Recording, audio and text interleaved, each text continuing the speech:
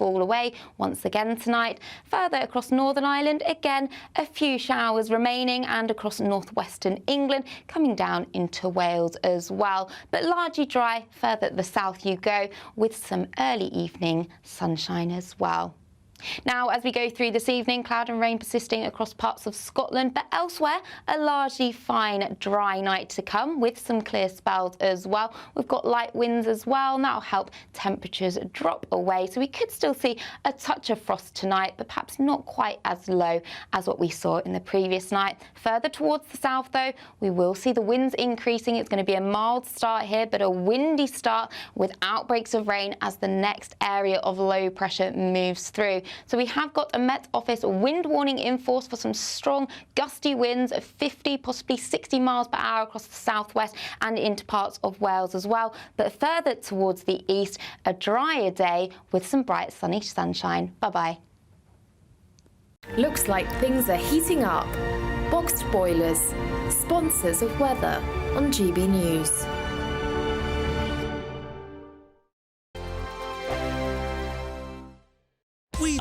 Join me, Camilla Tominey, for a frank and honest discussion with those in power that cuts through the spin and gets to the heart of the issues shaping our nation.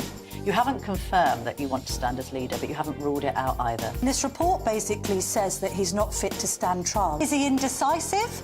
Incompetent? I deliver the dose of reality Westminster needs. That's the Camilla Tominey Show at 9:30 every Sunday on GB News, the People's Channel, Britain's news channel.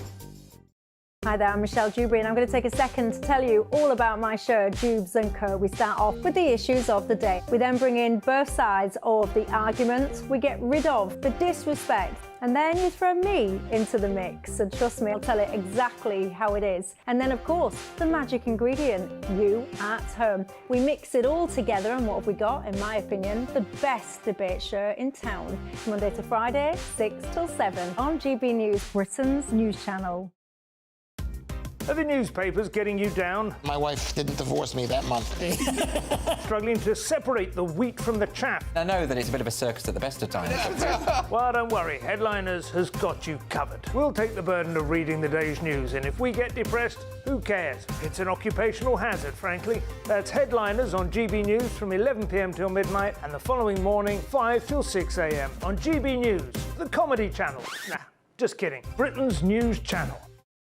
It's Patrick Christie's Tonight, and here we do things differently. It's explaining the absolute madness of this, doesn't it? It's explosive. I mean, this is very good. It's lively. 850. Your government sat there, Sean, and it did nothing. It's controversial. And the Middle East has been in turmoil since before I was born. It's everything you need to kickstart your evening. Everyone's had their Weetabix tonight. I love to see it. That's Patrick Christie's Tonight, weeknights from 9 p.m.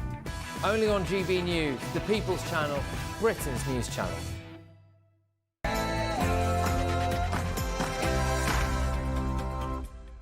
Oh, there you are. Good afternoon. It's midday on Saturday, the 28th of September. I know, we're a September god, no idea. This is the weekend on GB News. Now, big story of the day, not a good one, it has to be said. The IDF says they have killed the leader of Hezbollah in yesterday's strikes on Beirut.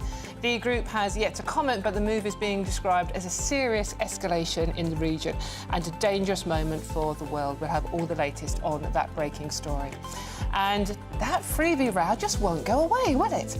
The Prime Minister, fresh reports actually, Sir Keir Starmer, has received a further £16,000 worth of clothes, which he incorrectly registered as donations. Is the whole fiasco seriously damaging for the PM, or much ado about nothing? And tributes continue to pour in for Dame Maggie Smith, who has passed away at the age of 89. She's been described as formidable talent and a true legend of her generation. I'll be speaking to one of her Downtown Abbey co-stars very shortly.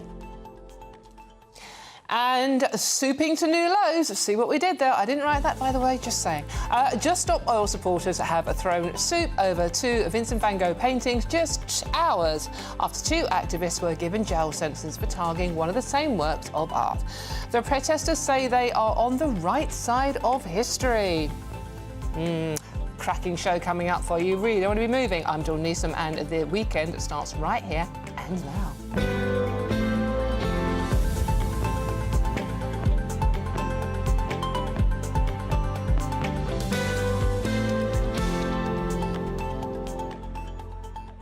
But this show is nothing without you and your views. And no matter that my panel, who are brilliant, by the way, are already fiddling and getting very frisky on the sidelines here, it's all about your thoughts on the stories we're discussing today, or anything you want to chat about. It's the weekend after all. It's very simple to get involved. All you do is go to gbnews.com/your say and join the conversation. Now, keeping me company this hour, she says with a sigh, is journalist and commentator Benjamin Butterworth, looking gorgeous in orange, and broadcaster Mike Parry, who's always fiddling around with his chair. But before, good morning, thank you very much. Good afternoon, thank you very much. You got the sinking chair. Thank you for joining me, gentlemen. But before we get stuck into today's stories, I'm going to have fun with this one. Here's the news with Lewis Mackenzie.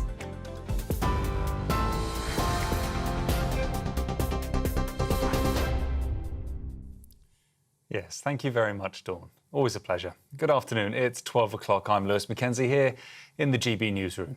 Starting off with that breaking story, the Israeli military say they have killed the commander of Hezbollah in strikes in southern Lebanon last night.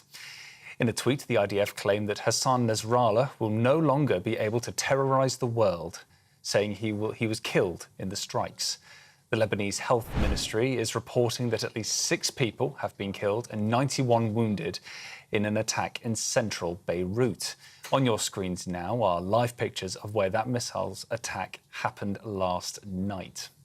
Soldiers and aid workers are currently taking part in the rescue operations, looking for survivors and victims in the rubble. And Reuters news agency are now reporting that Iran's supreme leader, the Ayatollah, has been transferred to a secure location inside of his country with heightened security measures in place. Barristers representing alleged victims of Mohammed al-Fayed say they are now 60 survivors and they have credible evidence of abuse at Fulham Football Club. The former Harrods and Fulham FC owner is accused of multiple sexual assaults after a BBC investigation was published last week. One of the alleged victims spoke exclusively to Patrick Christie's on GB News last night.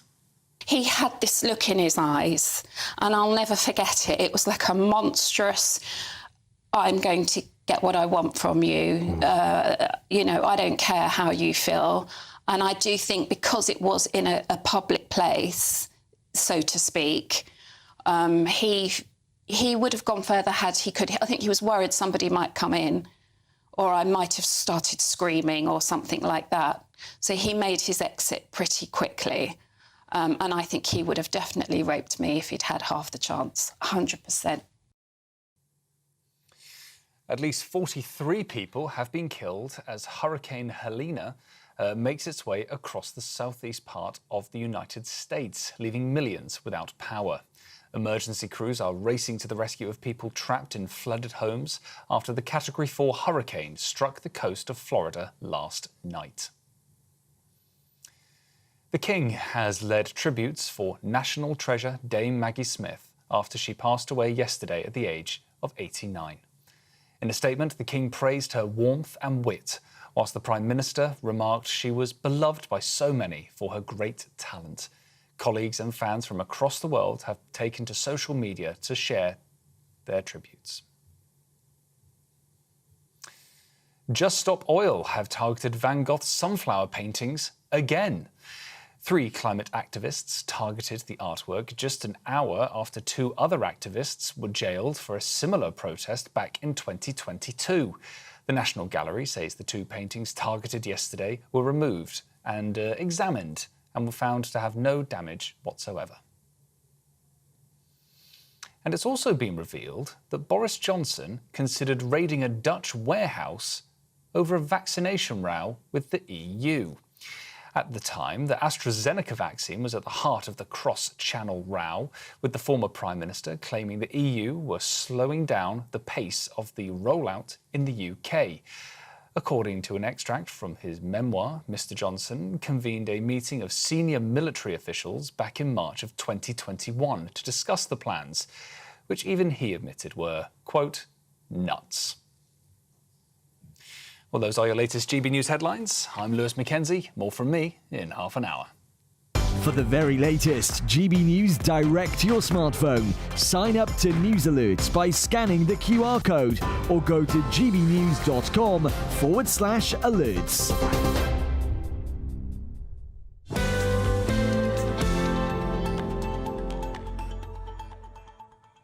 Thank you very much. So it's rather good, isn't he? Right, OK, now you lot are off already, aren't you? I mean, Paul. Hi, Paul. Yeah, it's good afternoon. Good afternoon, Paul. Dawn and Butterworth, misandry and wokeness. Paul, you need to be specific which one of us is which, all right? We're a bit confused here. I love men, honestly. I'm married to one and just couldn't quite eat a whole one, you know? Any case, let's get on to today. Keep those comments coming in, by the way. I love your comments. It's the best thing about the show. gbnews.com/your say. Join Paul and insult whichever member of the panel you like, or say something nice. Up to you. Now, the big story of the day, the one that broke overnight, Hezbollah leader Hassan Nasrallah was killed in airstrikes on Beirut last night, according to Israeli Defense Forces, who said he is now no longer able to terrorise the world. Israel launched targeted attacks on the Lebanese capital throughout yesterday, killing 6 and wounding 91. This is a major provocation to Hezbollah's backers, Iran, with fears now growing of, indeed, intense escalation as Israel continue to mobilise soldiers ahead of a potential ground invasion. It's not what you want to hear on a Saturday morning, is it? Is this the start of an all-out war in the Middle East, though? To get more on this story and explain the background and what happens from here, we are joined by defence analyst Chris Newton. Chris, thank you very much for joining me this morning. Chris, it's one of those stories where on a Saturday morning everyone goes, oh, God, please just make this stop. Can you just explain briefly what has happened, what this development means? Good afternoon. So what has happened is that the Israelis in an airstrike it's claiming that it has killed the leader of Hezbollah, Hassan Nasrallah. And ultimately what this does is to render the leadership of Hezbollah in disarray. Israel has, for the last couple of weeks, have been targeting the communications command and control of Hezbollah. They've launched the attacks on the pagers and the walkie-talkies, and they've been also mounting airstrikes during that time as well. But this is a real significant blow to Hezbollah, and although it doesn't destroy Hezbollah completely, it does render it militarily and in terms of its communications and leadership severely affected. Now, you can see live pictures on your screen at the moment coming in from Beirut. I mean, as far as I can work out, this only leaves one commander of Hezbollah left alive, as far as we are aware. Obviously, information coming out of this part of the world is not that clear always. But Israel have been targeting Lebanon in a bid to wipe out Hezbollah's senior leadership. They have seemed to have achieved their aim. So does this mean that they will step back now? And what are we expecting Hezbollah's response to be? Yeah, I mean, firstly, it's worth commenting that, the sheer effectiveness of Israeli intelligence in order to get sort of real-time intelligence on the leader's whereabouts and then to as the Israelis claim, to successfully wipe him out and indeed the senior leadership as well. What happens from here? It depends on the responses of various actors. Iran, do they now mount their direct assault on Israel, what they've been promising for a few months now? It also relies on the response of other members of the Axis of Resistance, so the Houthis and the militias in Iraq and Syria. They've been launching attacks, rocket and missile attacks against Israel for the last few days now. So it depends on what they do. Will Israel step back? It depends on whether this attack will successfully coerce Hezbollah into some kind of agreements with Israel, which enables Hezbollah to withdraw north of the Litani River.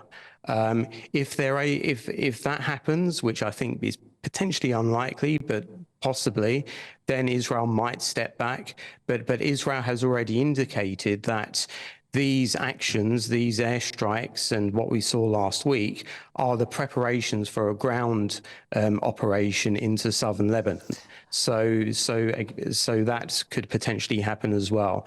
It remains to be seen. It's very hard to predict, but all options are on the table at the moment, and we are in real kind of uncharted territory in relation to this crisis, with Israel managing to take out reportedly the head of Hezbollah. Do you think this escalation that we have seen overnight takes us to a point now where a full-blown ground war is possible in this area? Potentially, as I said, there's two kind of options here, or there's two scenarios here. Either Hezbollah has been severely affected to the degree that it decides into some kind of peace arrangements, or Israel will continue its preparations and then go in terms of a ground offensive. Now, Hezbollah is very weak at the moment. It's very weakened. It's still obviously remains military effective, but its whole command, control, and communications are in chaos at the moment. So this would be an ideal opportunity to launch a ground operation. But as I said earlier, it depends on the responses of Hezbollah and ultimately its sponsor, Iran, who indicates that it's not backing down anytime soon. And Chris, just very finally, one final question. Obviously, lots of civilians have been killed, and obviously it's just horrific, the number of dead dying in the whole region. But what does it actually mean to the UK? I mean, it ultimately means a lot to the UK in terms of this Israel is a key ally. It's fighting terrorist organisations. It's fighting it's fighting proxies of Iran, which is a key destabilizing force in the Middle East and the wider world. Iran, for example, is sending drones to Russia to use in Ukraine, and also we have a particular interest in the region because of the Houthis, another proxy of Iran, attacking shipping and oil tankers, and that affects us directly. So all of these things are interlinked, and as a maritime island nation, what happens in the world ultimately affects us. So we do have interests in that region and what goes on in the world. Brilliant. That's Chris Newton. Thank you very much for joining us this afternoon. Chris Newton, defence analyst there. OK, well, we're none the clearer, are we? We'll wait and see what happens. Let's see what my panel make of this. Journalist and commentator Benjamin Butterworth and broadcaster Mike Parry. I'm going to come to you first, Benjamin, because you have travelled in this area, haven't you? Unlike many, many people, you have been to these areas, so you have some experience of what it's actually like there amongst the ordinary people. Yeah, I was in Lebanon in July, but I've also interviewed the Taliban leadership, and I did an investigation into the Iranian Revolutionary Guard last year. And the last question you asked there was, what does this mean for Britain? Well, the investigation I did, I spoke to 6 British people who had assassination attempts on British soil by agents of the Iranian Revolutionary Guard. And so what this war really is a proxy war for Iran against the West and its interests. Hezbollah, its constitution was written by the Iranians. It is an outpost of Iran, as increasingly is Iraq, certainly as is Gaza. And so the threat to us is not only instability in the region, but it would be a power vacuum for a country which is controlled by a terrorist group in the Iranian Revolutionary Guard that has the stated aim of destroying Israel, but also of spreading terrorism across the world. Saudi Arabia, which has had a big change in recent years, is now the enemy of Iran because it is trying to stop that spread of extreme Islam, and that is something that we know that the head of MI5 has said he knows of 15 assassination attempts on British soil. I spoke to 6 of them, that they want to bring that to British soil, and so this should be of concern. Are you personally worried about what this means? Well, I mean, I've visited this year. I've been to Yemen, to Iraq, to Saudi Arabia, to Lebanon, to Jordan, and I was safe, although I was questioned heavily in Lebanon.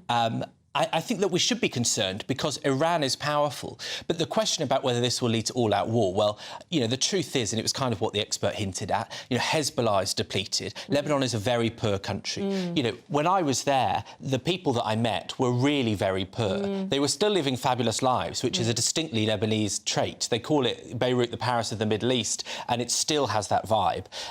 But, you know, I was texting someone this morning who was in Beirut, and he was saying how scared he is and how much they've lost, and the fact that the country's on its knees and it can't take any more.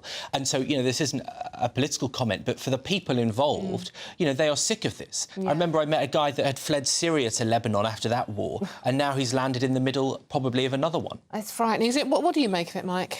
Well, you know, Benjamin's got a lot of experience of it. I've covered wars in Israel and the Middle East and up into Lebanon, the War of the Sea of Galilee. And just to emphasise a point Benjamin's made, the Lebanese people are wonderful people. Even when you went through Tyre and Sidon, the coastal towns you're pushing up, all smashed to bits, you were invited into their homes to have coffee and some diced mutton, you know, wrapped in olive leaves and all that. So they're the people I feel sorry for, the people of Lebanon. Now, David Lammy is our Foreign Secretary. I have absolutely no confidence in him whatsoever, but that doesn't matter. What matters is that Mr Netanyahu, the leader of Israel, has absolutely no confidence in him, because David Lammy does things for the audience, you know, just to look big on the world stage. Oh, I'm withdrawing export licences to Israel in case they contravene human rights. Idiotic. Netanyahu has dismissed him completely. So when David Lammy, our Foreign Secretary of the UK, says, I want, you know, a ceasefire on all sides, it illustrates two things. One, the Israelis never listen to David Lammy because he's shown not to support them ultimately, as I think the UK should. But secondly, he doesn't understand what's going on in the Middle East. Calling for a ceasefire on all sides is ludicrous because one side doesn't want a ceasefire, and the way you could stop the war in the Middle East, Benji, is just to stop terrorists attacking Israel. If terrorists stopped attacking Israel from the north and the south, east and west, there wouldn't be a war in the Middle East. It's quite as simple as that. Israel have every right to defend themselves. There are 100,000 missiles in the Lebanon, which could pour into Israel, you know, time and time again, 120 missiles a day, and 70,000 Israeli people have had to flee their homes in the north of Israel, their own, you know, state country, because of the amount of firepower that Hezbollah are pouring over the border every day. How on earth anybody can say there's justification in any of that, I don't know. Benjamin, you've also travelled to Israel, haven't you? You've been to Israel. I didn't say that when I was in Lebanon. No, I bet you didn't. I had to tear a passport. Excuse me, Dawn. I had to tear a US visa out of my passport when I went to Arab countries after being in Israel, and I had to tear out the Israel visa, otherwise I'd have been arrested. Why do you think, I mean, Mike does raise a very valid point, why do you think it's always Israel that have to do this, Israel that have to do that, Israel that have to hold the ceasefire, when, as Mike's pointed out, Iran, Hezbollah, Hamas are all vowed to wipe Israel off the face of the earth? So why is it down to Israel to stop this? Well, I think ultimately there are anti-Semitic tropes that live on. These ugly claims that, you know, Israel and the Jews control the world. Well, if they did, they wouldn't be fighting for their life for 76 years just to have a space to call their own in the world. And I think, you know, a lot of the framing of this, we've heard a lot about the rockets that have gone in the last week or so from Israel to Lebanon, but there have been 8,000 rockets fired at Israel since the 8th of October, the day after they were invaded. And somehow that isn't seen in the same way. And the reason is because Israel has spent an enormous amount of money, supported by countries like Britain and America, to protect itself with the Iron Dome. And I've visited the Iron Dome as well, and it's operated by 18 and 19-year-olds that are incredibly capable and brave. And so the thing is that what I think a lot of people don't understand when they see the force, which of course isn't nice, that Israel uses, is that given the chance, Hezbollah or the Houthis or Hamas would use 10 times, 100 times that force. If they could destroy Tel Aviv in a split second, they would do it. But they can't do it. Israel has to defend itself. And what you're seeing right now is a situation where they've got Hezbollah on the ropes. You know, you mentioned there's only one leader left. From what we understand, yeah. Yeah, exactly. And also, you mentioned Lewis Mackenzie mentioned in the headlines that Ayatollah Khamenei has seemingly gone into hiding. I mean, that shows that Israel is putting its force down. And if it didn't, they would wipe it off the map in no time.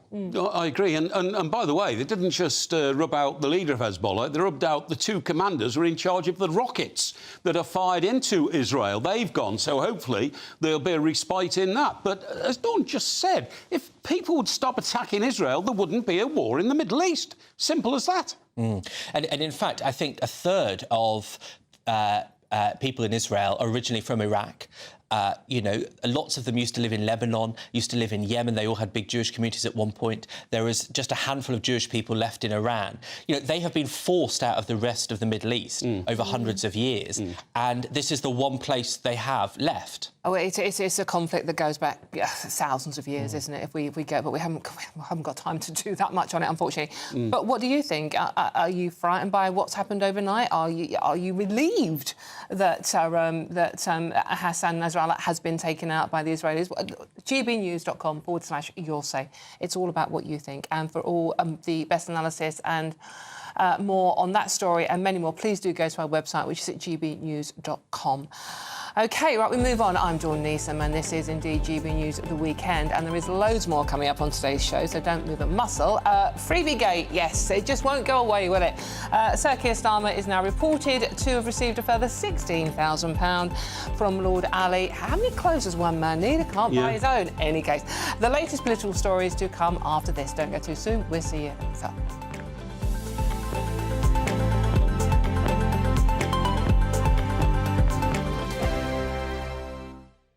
Sunday with Michael Portillo from 11, only on GB News.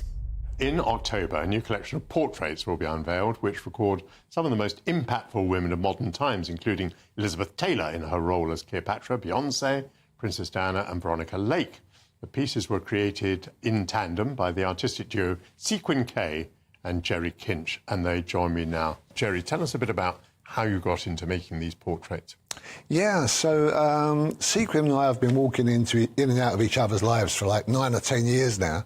And although our art is very different to my art, we've always sort of said we'll do something together, you know. I mean, our work with crystals is so different to my traditional oil painting. And it's like, you know, they say the East is East and West is West and never the twain shall meet, but we kind of proved an exception to that rule. And we've done something here quite unique, you know. Painting's been my whole life, you know, ever since I was a child, you know. It's been something that's always kept me in good stead, you know. It's something that I think jumped over from my grandfather. He was a painter of the churches in Ireland, and ever since I was a child I just painted naturally, and you know, it's always been a way for me to earn a living as well. Sequin, as I speak to you, I hope we're going to reveal a portrait that has been brought in. This is a 6-foot portrait of Veronica Lake. And to Jerry's work, you have applied what I would call sequins, Swarovski crystals. How do you apply them? The Swarovski crystals have been applied one by one in a sort of a meditative state. And I use a syringe with the strongest glue in the world and also some little tools. And they're just placed on one by one. So it's sort of like a modern-day pointillism, I would say. GB News, the People's Channel. If you want your news to be straight talking... This is a nightmare for the Conservatives again. Down to earth. It's not just Nottingham where this is happening, is it? And most importantly, honest. Hard-working, middle-class taxpayers, they'll get their book thrown at them. Then catch me, Martin Daubney, Monday to Friday, 3 till 6 p.m. on GB News, Britain's news channel. The king of breakfast TV is back. That's right, Britain's favourite TV host, Eamon Holmes, returns to Britain's hottest breakfast programme. Breakfast every day from 6 a.m. only on GB News, Britain's news channel. We're proud to be GB News, the People's Channel, and as you know, we always love to hear your views. Now, there's a new way of getting in touch with us at gbnews.com/your say. By commenting, you can be part of a live conversation and join our GB News community. You can even talk to me, Bev Turner, or any of the members of the GB News family.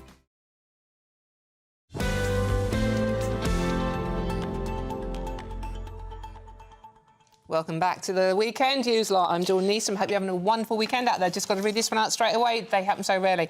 Afternoon Dickie says, Dawn, who is this man and what has he done with the real Benjamin Butterworth? I totally agree with everything he's saying and I never thought I'd say that. Lots more like that coming in. You can join in, gbnews.com/your say. My favourite part of the show, talking to you lot. Any case, the government has today confirmed that tuition fees will rise in line with inflation to bolster the finance of struggling universities. This comes after the Labour conference earlier this week, marred by winter fuel frustration and the freebie scandal that never ends. The Prime Minister last night admitted taking another £16,000 worth of clothes donation from Lord Ali. It's the Tories' turn this weekend, though, and their party conference kicks off in Birmingham tomorrow as the leadership race intensifies.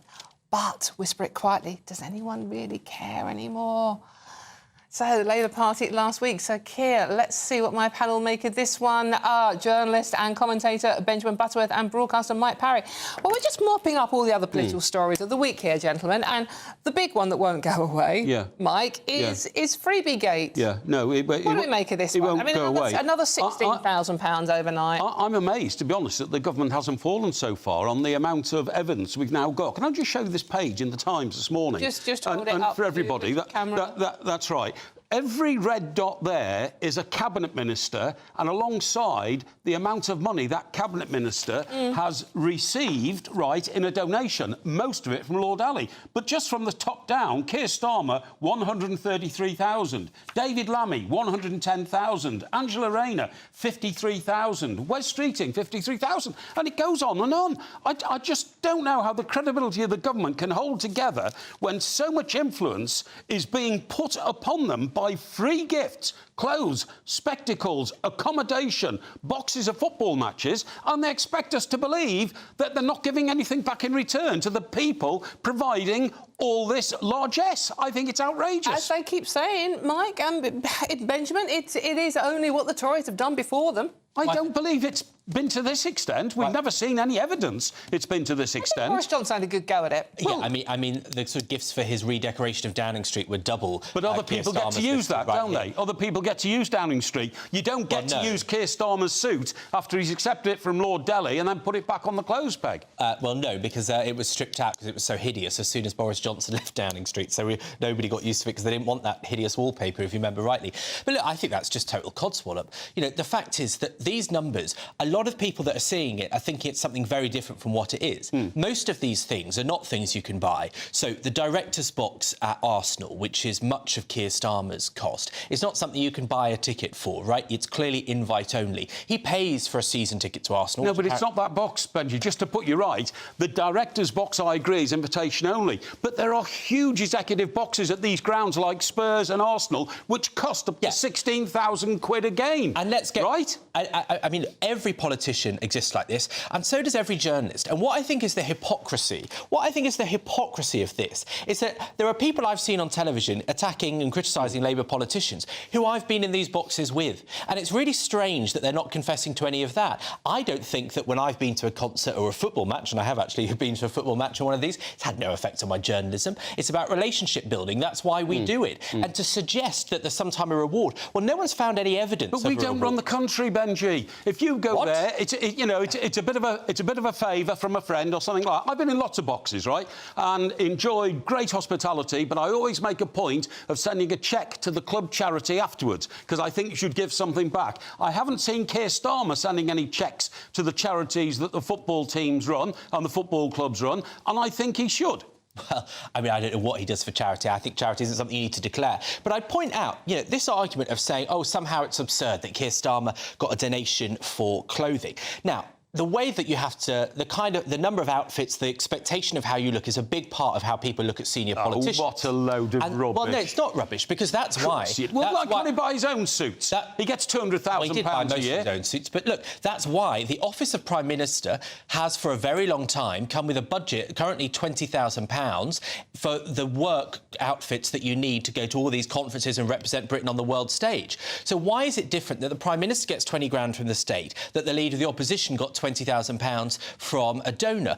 Are you saying, because it's the only logical conclusion, that if you don't like that private funders, supporters or businesses donate this money, that taxpayers should pay for it? Yeah, but the leader of the opposition is not on the world stage. So if your argument holds fast that we've got to look immaculate on the world stage, the leader of the opposition, when he was taking money for his clothing and his spectacles, is not on the world stage, is he? And David Cameron, the last leader of the opposition from the Tories, did exactly the same thing. I think he got something like £13,000 or £16,000, I read the other day, for clothing when he was leader of the opposition. So there is nothing unusual about this. Well, there is to me. It's very unusual.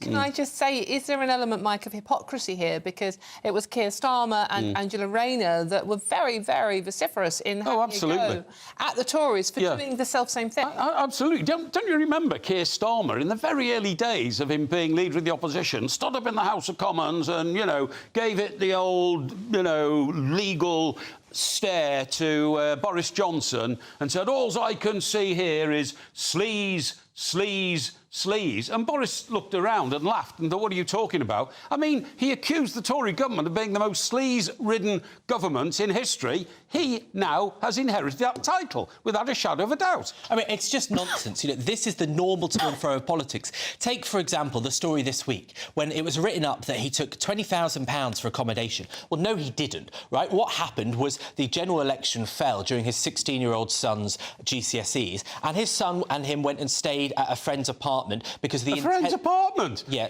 Sorry, you mean an £18 million penthouse? But what does it matter? What does it matter the value of the house? We've all got friends, haven't we, with £18 million penthouses just to lend to us. No, that's not a good enough argument. Yes, it is. Because his kid, and anyone can understand this, right? If you've got what would have been the world's press by that point during a general election, if you've got them outside your front door during your kids' exams, you'd want them to be somewhere quiet. He did what any decent parent would do. And the fact that it was the nice apartment is irrelevant. So 20 grand never exchanged. Why did it go on for a month after his son had finished his GCSE exams? Well, why did it go on for a month after that? The election finished on the 5th or 6th, depending how you look at it, of July, and they left on the 13th of July. I think if you had all those journalists outside your door, you'd want your Why kids did he to be try and safe. dress up his friend's apartment as his own home? Why did he do that? I could talk about this one all day. I'll listen to you rather talking about it all day, but unfortunately, I have to move on.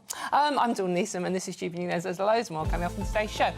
Tributes are pouring in for national treasure Dame Maggie Smith, who passed away yesterday at age 89. More on that after the news with the very lovely Lewis Mackenzie.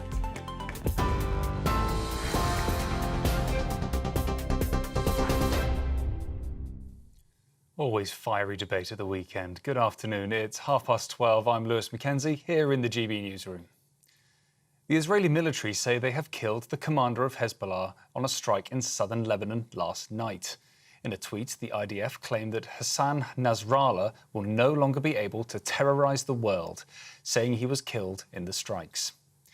The Lebanese Health Ministry is reporting that at least 6 people have been killed and 91 wounded in an attack in central Beirut. On your screens now are live pictures of where that missile attack happened last night.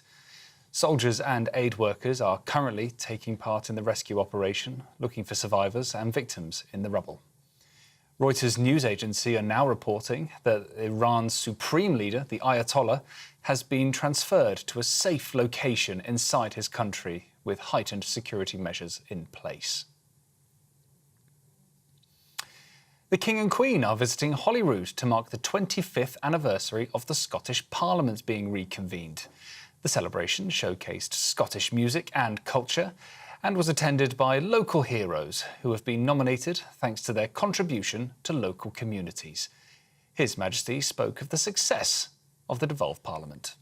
From that day until this, through its work over a quarter of a century, this place has not just thrived, but in doing so, has borne witness to the enduring relationship between the Parliament, the Crown and the people of Scotland.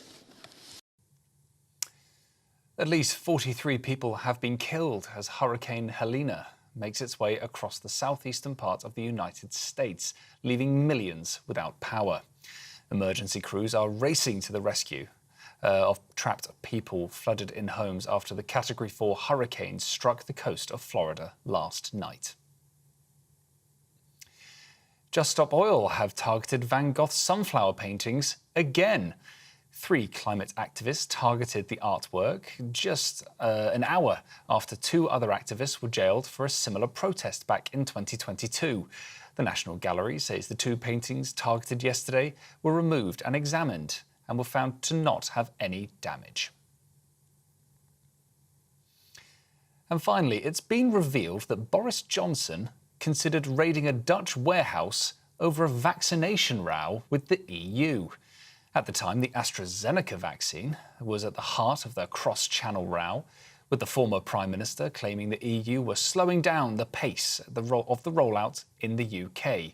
According to an extract from his memoir, Mr Johnson convened a meeting of senior military officials back in March of 2021 to discuss the plans, which even now he admits were, quote, nuts. Well, those are your latest GB News headlines. I'm Lewis Mackenzie. More from me in half an hour. For the very latest GB News direct to your smartphone, sign up to news alerts by scanning the QR code or go to gbnews.com/alerts.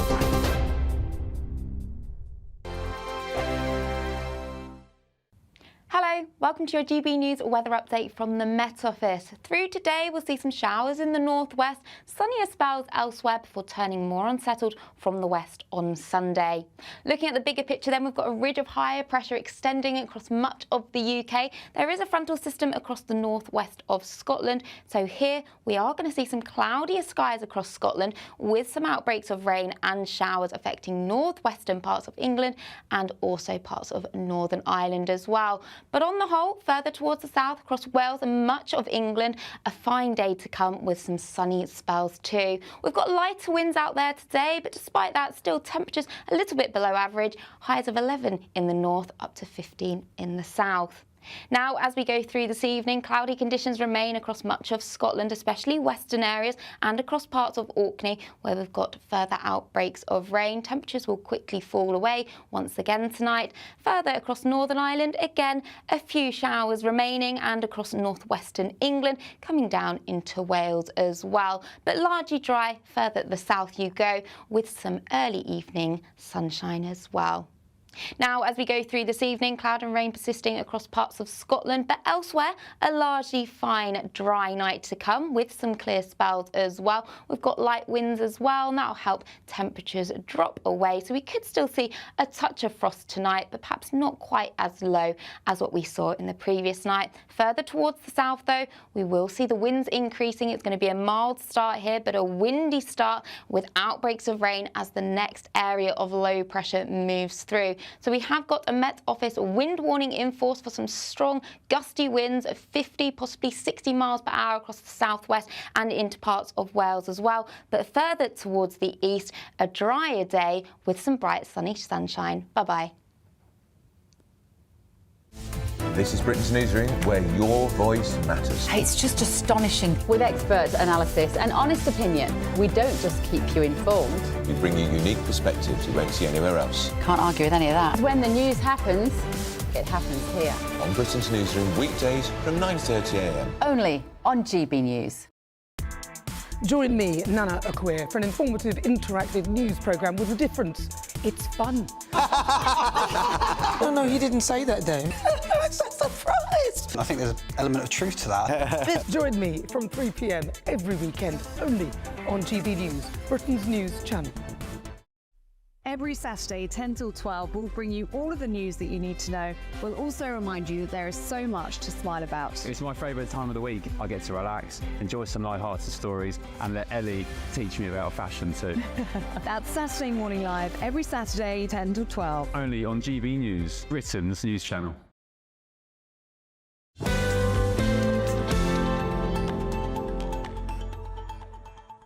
Hello, welcome back to the weekend with me, Dawn Neeson. Hope you're having a lovely weekend out there. Now, we can just confirm for you that Hezbollah have indeed confirmed that Hassan Nasrallah, the leader, has been killed and have vowed to continue the battle against Israel. We'll be joined by the former chairman of Defence Select Committee, Tobias Elwood, very shortly to find out what his views are on this. But we do move on. The King has led tributes for national treasure Dame Maggie Smith after she passed away away yesterday at the age of 89. In a statement, the King praised her warmth and wit, while the Prime Minister remarked she was beloved by so many for her great talent. Colleagues and fans from across the world have taken to social media to share their own tributes. I'm pleased to say that joining me now to discuss Maggie and what he knew is the actor who played Hugh McClare, Marquess of Flintshire in Downton Abbey, Peter Egan. Peter, thank you very much for joining us this afternoon. Obviously, very sad news, thoughts with our Dame Maggie's family. What are your memories of her? What does she mean to you? Well, I first saw her just before I became a student at RADA in 1963 at the National Theatre. In the recruiting officer, she played opposite then to-be husband Robert Stevens. It was a remarkable production and performance, and she, I think, was then just transitioning from being rather a brittle comedienne who had worked with Kenneth Williams a lot, and she had been kind of typecast in a way as a very, very kind of high-class comedienne and quite sharp. And she suddenly then moved to the National and became accepted in a more classical role, if you like.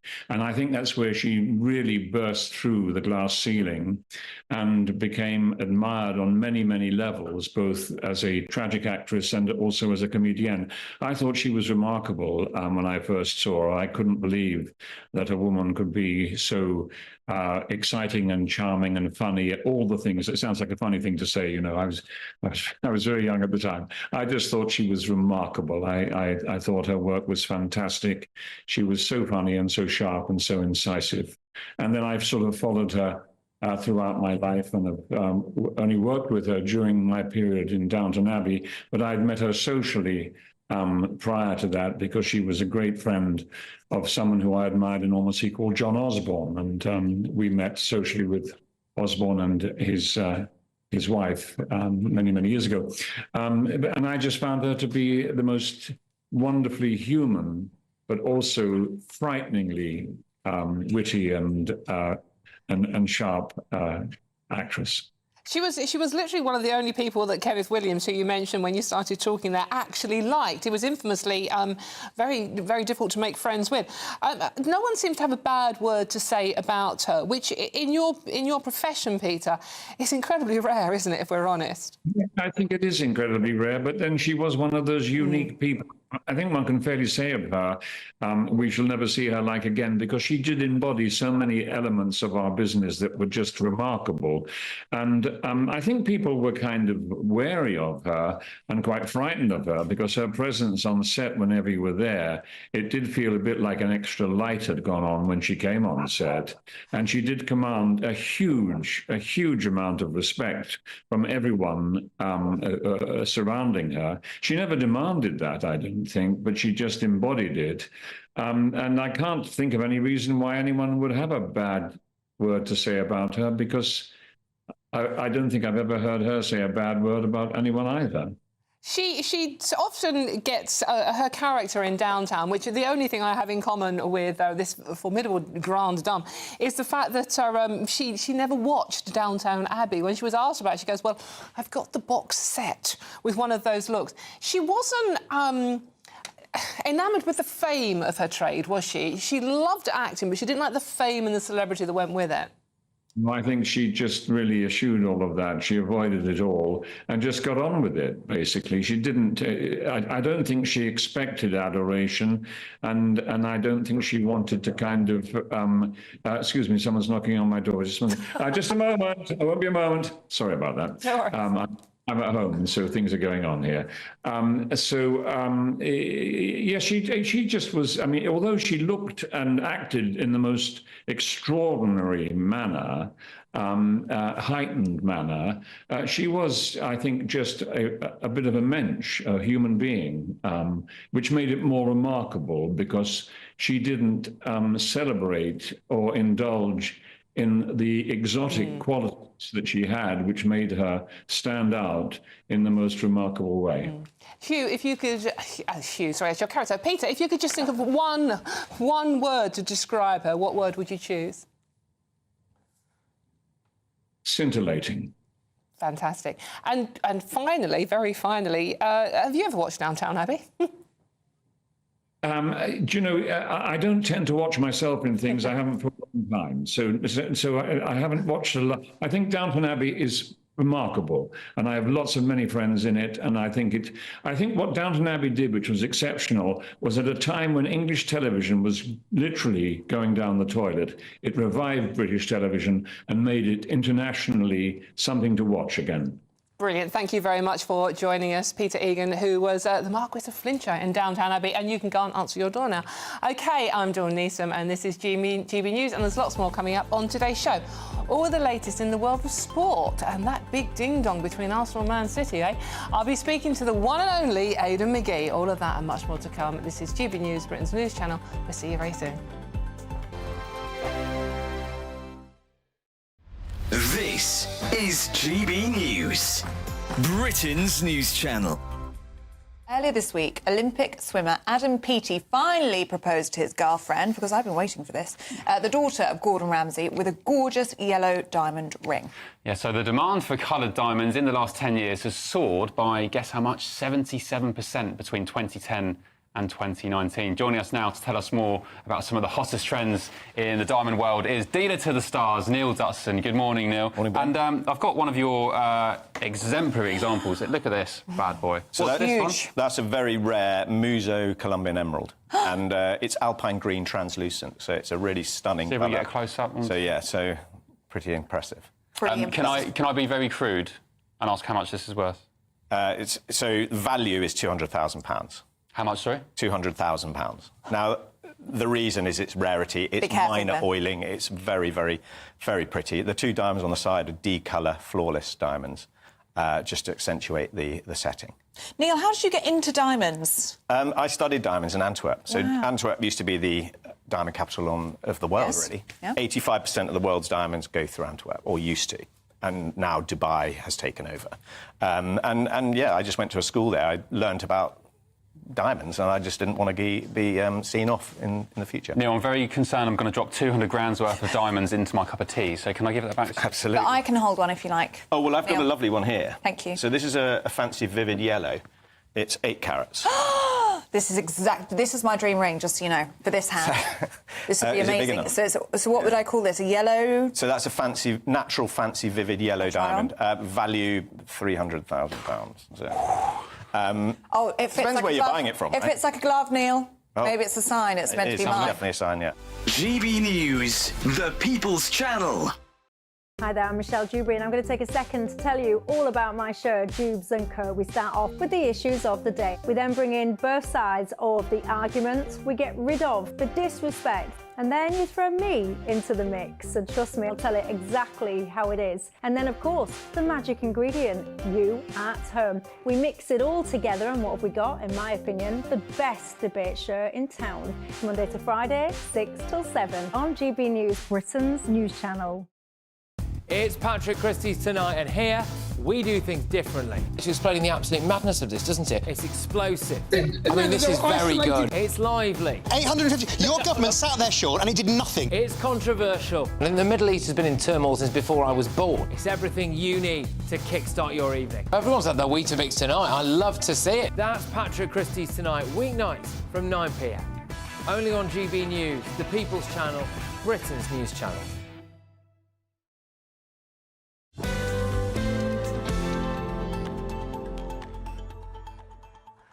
Welcome back. It's the weekend with me, Dawn Neeson. And indeed, there's a bit of sport going on this weekend there. And to talk about it is the wonderful Aidan McGee. Aidan, looking, I have to say, beautiful in blue. Oh, thank Obviously, you very blue's much. a good thing today, but... good for you, Dawn, you know? Yeah, thank you very much. Because you normally wear that greige colour. I have to keep it clean all week. It's difficult. Right, OK. What are we talking about? I mean, I'm fascinated by the Arsenal-Man City ding-dong. Yeah, look, I mean, I don't normally like to look backwards when I'm talking about sport because, you know, it's about... Anyone who's worked in newspapers will tell you it's all about moving forward and moving forward. Yeah, but it's not going backwards. It's still going on. Well, This is a building row, in my view. It is. This is not meant to be heated debate. This is Aidan talking. Yeah, sure. No, it can be a debate. It's fine. It's fine. But look, it's this thing that's going on between Pep Guardiola and Mikel Arteta. It's Sorcerer's Apprentice stuff, isn't it? Because they knew each other in the Barcelona B team back in the 90s. Arteta was the assistant manager at Manchester City for 4 years, and He was a bit annoyed last week, Arteta, because he got a great point at the Etihad for a 2-2 draw. They were so close with 10 men to getting a win. I'm not sure anyone's won there with 10 men, probably it's not for as long as I can remember, actually. They almost pulled it off. And then at the end of the game, they're kind of accused of being engaged in the dark arts, going a little bit underhand to get a result. The phrase dark arts, it was very... I know, it's phrase shady phrase tactics of the week. and all that kind of Phrase stuff. of the week, isn't it? And Mikel Arteta said, they had to play that way. In fact, his quote was, he said... where was it? Something about flip-flops. Yeah, he says any other way of playing would have been like wearing flip-flops on the beach or in the rain. And he said you might feel brave, but tomorrow you're going to be sick. So Guardiola comes back at him and says, these are the dark arts. This is not the way I expect Arsenal to play. And Arteta retorts by saying, well, I was at Man City for 4 years. Never mind the dark arts. I know what went on there. And it was quite a cryptic way of saying... that was a ridiculous statement. What he's basically saying was, he's trying to warn the world, I know where the bodies are buried. That's basically what he's saying. So what... Which is good, tell us. Well, this is in the context of the 115 charges, and since he didn't avoid it, he came back and said, well, look, if you've got something to say... Come out and tell us what you think. Pep Guardiola is clearly rattled about these 115 charges because at the game we're talking about, Arsenal last week, when Arsenal got an equaliser, he literally smashed the furniture up. He went running into the seats and started booting them and kicking them. So he's clearly getting enraged about what's going on at the club. And yet, I agree with Aiden. He was surprisingly laid back when Arteta said, I know where the bodies are buried, pal, so don't do that to me. He said... say that specifically. That's exactly what he meant. That's what he meant. And then Guardiola said, oh, all right, we'll come forward and help the inquiry. You know what I mean? It was amazing. But this is why it's a good story, because people might get very engaged. And it's going back and forth. And, the game was nearly a week ago now. And they were great friends. And then finally, Arteta's given the chance to respond again yesterday at the press conference. Oh, don't worry about it. We've all got opinions. It's nothing to worry about. It's to settle down now. But this is becoming the eminent rivalry of this era in the Premier League. I don't think it's ever going to be like Fergie versus Wenger or Wenger and Mourinho or Mourinho against whoever or against Conte or something like that. But it's nice to see a bit of needle. Isn't it? That's what I was just going to say. All this nice shaking hands. Thank you very much. Ben, what do you think? I mean, we like to see, in all walks of life, we like it's personalities that get us going, isn't it? I mean, we want to see a bit of something, as long as it's natural. We don't mind seeing people come being at loggerheads. Well, I certainly think for a fan sport, they kind of want to have somebody that rallies the troops. Maybe a Boris Johnson of football, the kind of character that gets you going, makes it more exciting. Everyone's very clinical these days. Exactly. That's what I mean. Frightened of upsetting people.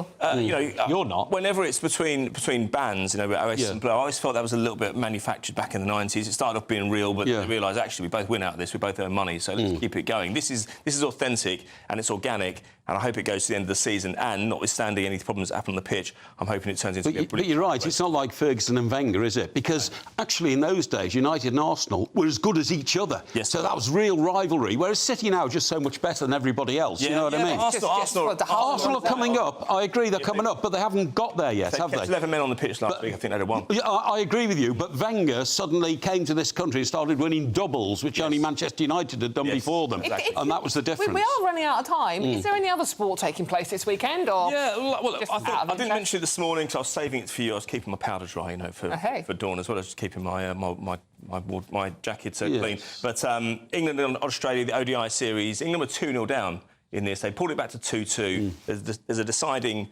I'm sorry, I'm premature. We've got to cut you off. I'm sorry. Oh my God. Thank you, Aidan. Thank you, Aidan, Mike and Benjamin. I'm Dawn Newsom with GBNews. Loads more coming up on today's show, so don't go too far. But let's find out what the weather's doing for you, shall we? A brighter outlook with Box Solar, sponsors of weather on GB News. Hello, welcome to your GB News weather update from the Met Office. We've got showers still persisting in the northwest today, sunnier spells elsewhere before turning more unsettled from the west on Sunday.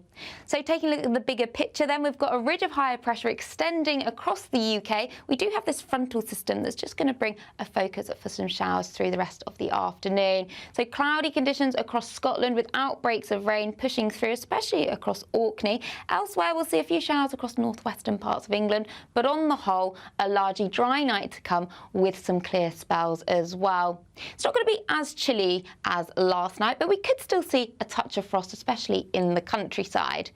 But as we start Sunday morning, we've still got cloud and rain persisting across Orkney through the early start of the day. But further across central parts, a chilly start across Scotland, perhaps with a touch of frost, but some sunshine as well. Across Northern Ireland, we're already seeing the start of that low pressure system bringing increasing amounts of cloud here. But further across eastern parts of England, that's where we'll hold on to some bright weather to start the day, but it will turn increasingly cloudy as the day progresses. And that's all to do with an area of low pressure moving in from the west. So we have got a Met Office wind warning in force, giving some strong winds, especially across the southwestern parts of England and into Wales, 50, possibly up to 60 miles per hour. And that's also going to bring in some increasing amounts of cloud and rain. Further towards the east, though, holding on to a drier day with some bright or hazy sunshine. But as the evening progresses, that low pressure system will continue to push its way across much of England and Wales, bringing increasing amounts of cloud and rain. And we've got a wind warning and a rain warning in force as well. So unsettled on Monday, but turning a little bit drier on Tuesday and Wednesday. Bye-bye. Looks like things are heating up. Boxed boilers, sponsors of weather on GB News.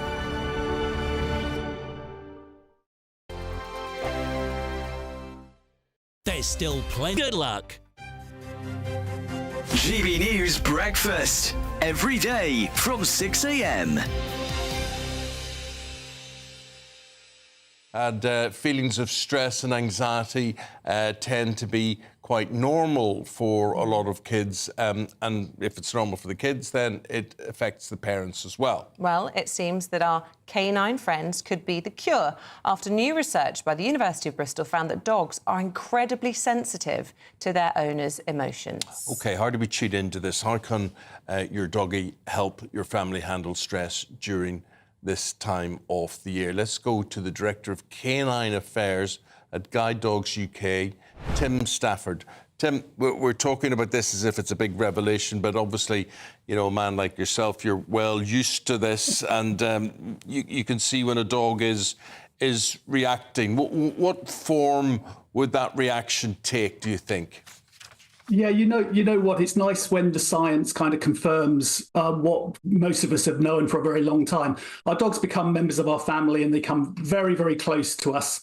So it's no surprise that anything that goes on in the family is going to be detected and picked up by the dog. That can be changes in behaviours. It can certainly be the dogs watching our behaviours and starting to mirror those behaviours. But what this research says is that the dogs can actually smell our emotions. It's not just that they're responding to our behaviour changes, they're responding to our physiological changes as well, because we smell differently when we start to get anxious. So at this time, there's lots of changes in a lot of families' lives. Kids are going back to school, young people are going to university, parents are having to deal with all of the emotions attached to that. So it's no surprise that our dogs start to detect that too. GB News, the People's Channel.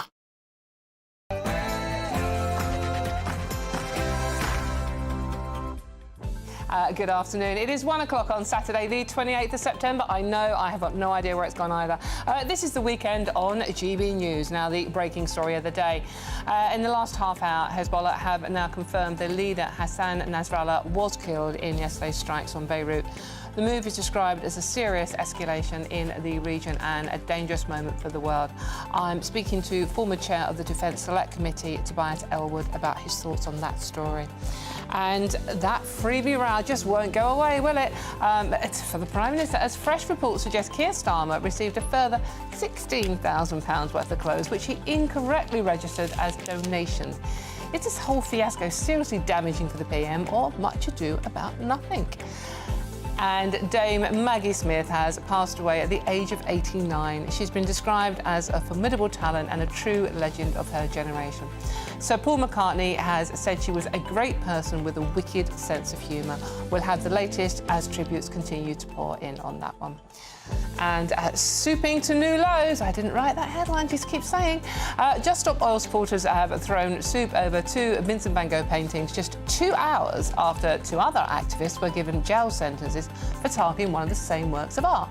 The protesters say they are on the right side of history. Can't wait to hear your thoughts on that one. I'm Dawn Neeson, and this is The Weekend.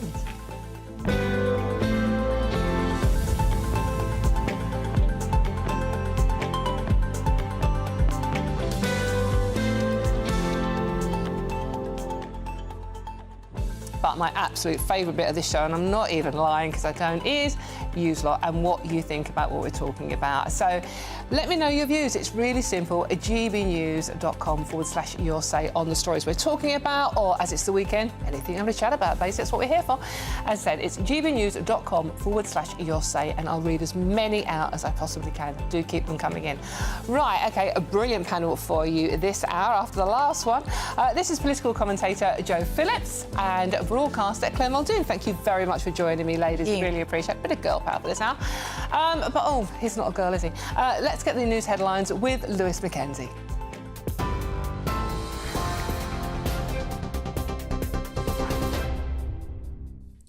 Keen observation there, Dawn. Thank you. Good afternoon. It's 1 o'clock. I'm Lewis Mackenzie here in the GB newsroom. Terrorist group Hezbollah has confirmed their leader, Hassan Nasrallah, has been killed in strikes in southern Lebanon last night. In a tweet, the IDF claimed that Hassan Nasrallah will no longer be able to terrorise the world, saying he was killed in those strikes. The Lebanese Health Ministry is reporting that at least 6 people have been killed and 91 wounded in an attack in central Beirut. On your screens now, there are live pictures of where that missile attack happened. Soldiers and aid workers are currently taking part in rescue operations, looking for survivors and victims in the rubble. And the Reuters news agency are now reporting that Iran's supreme leader, the Ayatollah, has been transferred to a secure location inside his country with heightened security measures in place. The King and Queen are visiting Holyrood to mark the 25th anniversary of the Scottish Parliament being reconvened. The celebrations showcased Scottish music and culture and was attended by local heroes who have been nominated thanks to their contribution to local communities. His Majesty spoke of the success of the devolved Parliament. From that day until this, through its work over a quarter of a century, this place has not just thrived, but in doing so, has borne witness to the enduring relationship between the Parliament, the Crown and the people of Scotland. At least 43 people have been killed as Hurricane Helene makes its way across the southeast part of the United States, leaving millions without power. Emergency crews are racing to the rescue of people trapped in flooded homes after the Category 4 hurricane struck the coast of Florida last night. Barristers representing alleged victims of Mohammed Al-Fayed say there are now 60 survivors and they have credible evidence of abuse at Fulham Football Club. The former Harrods and Fulham FC owner is accused of multiple sexual assaults after a BBC investigation was published last week. One of the alleged victims spoke exclusively to Patrick Christys on GB News last night. He had this look in his eyes, and I'll never forget it. It was like a monstrous, I'm going to get what I want from you. I don't care how you feel. And I do think because it was in a public place, so to speak, he would have gone further had he could. I think he was worried somebody might come in or I might have started screaming or something like that. So he made his exit pretty quickly. And I think he would have definitely raped me if he'd had half the chance, 100%. The King has been leading tributes for national treasure Dame Maggie Smith after she passed away yesterday at the age of 89. In a statement, the King praised her warmth and wit, whilst the Prime Minister remarked she was beloved by so many of her great talents. Colleagues and fans from across the world have taken to social media to share their own tributes. It's been revealed that Boris Johnson considered raiding a Dutch warehouse over a vaccine row with the EU. At the time, the AstraZeneca vaccine was at the heart of the cross-channel row, with the former Prime Minister claiming the EU was slowing down the pace at which the rollout could happen in the UK.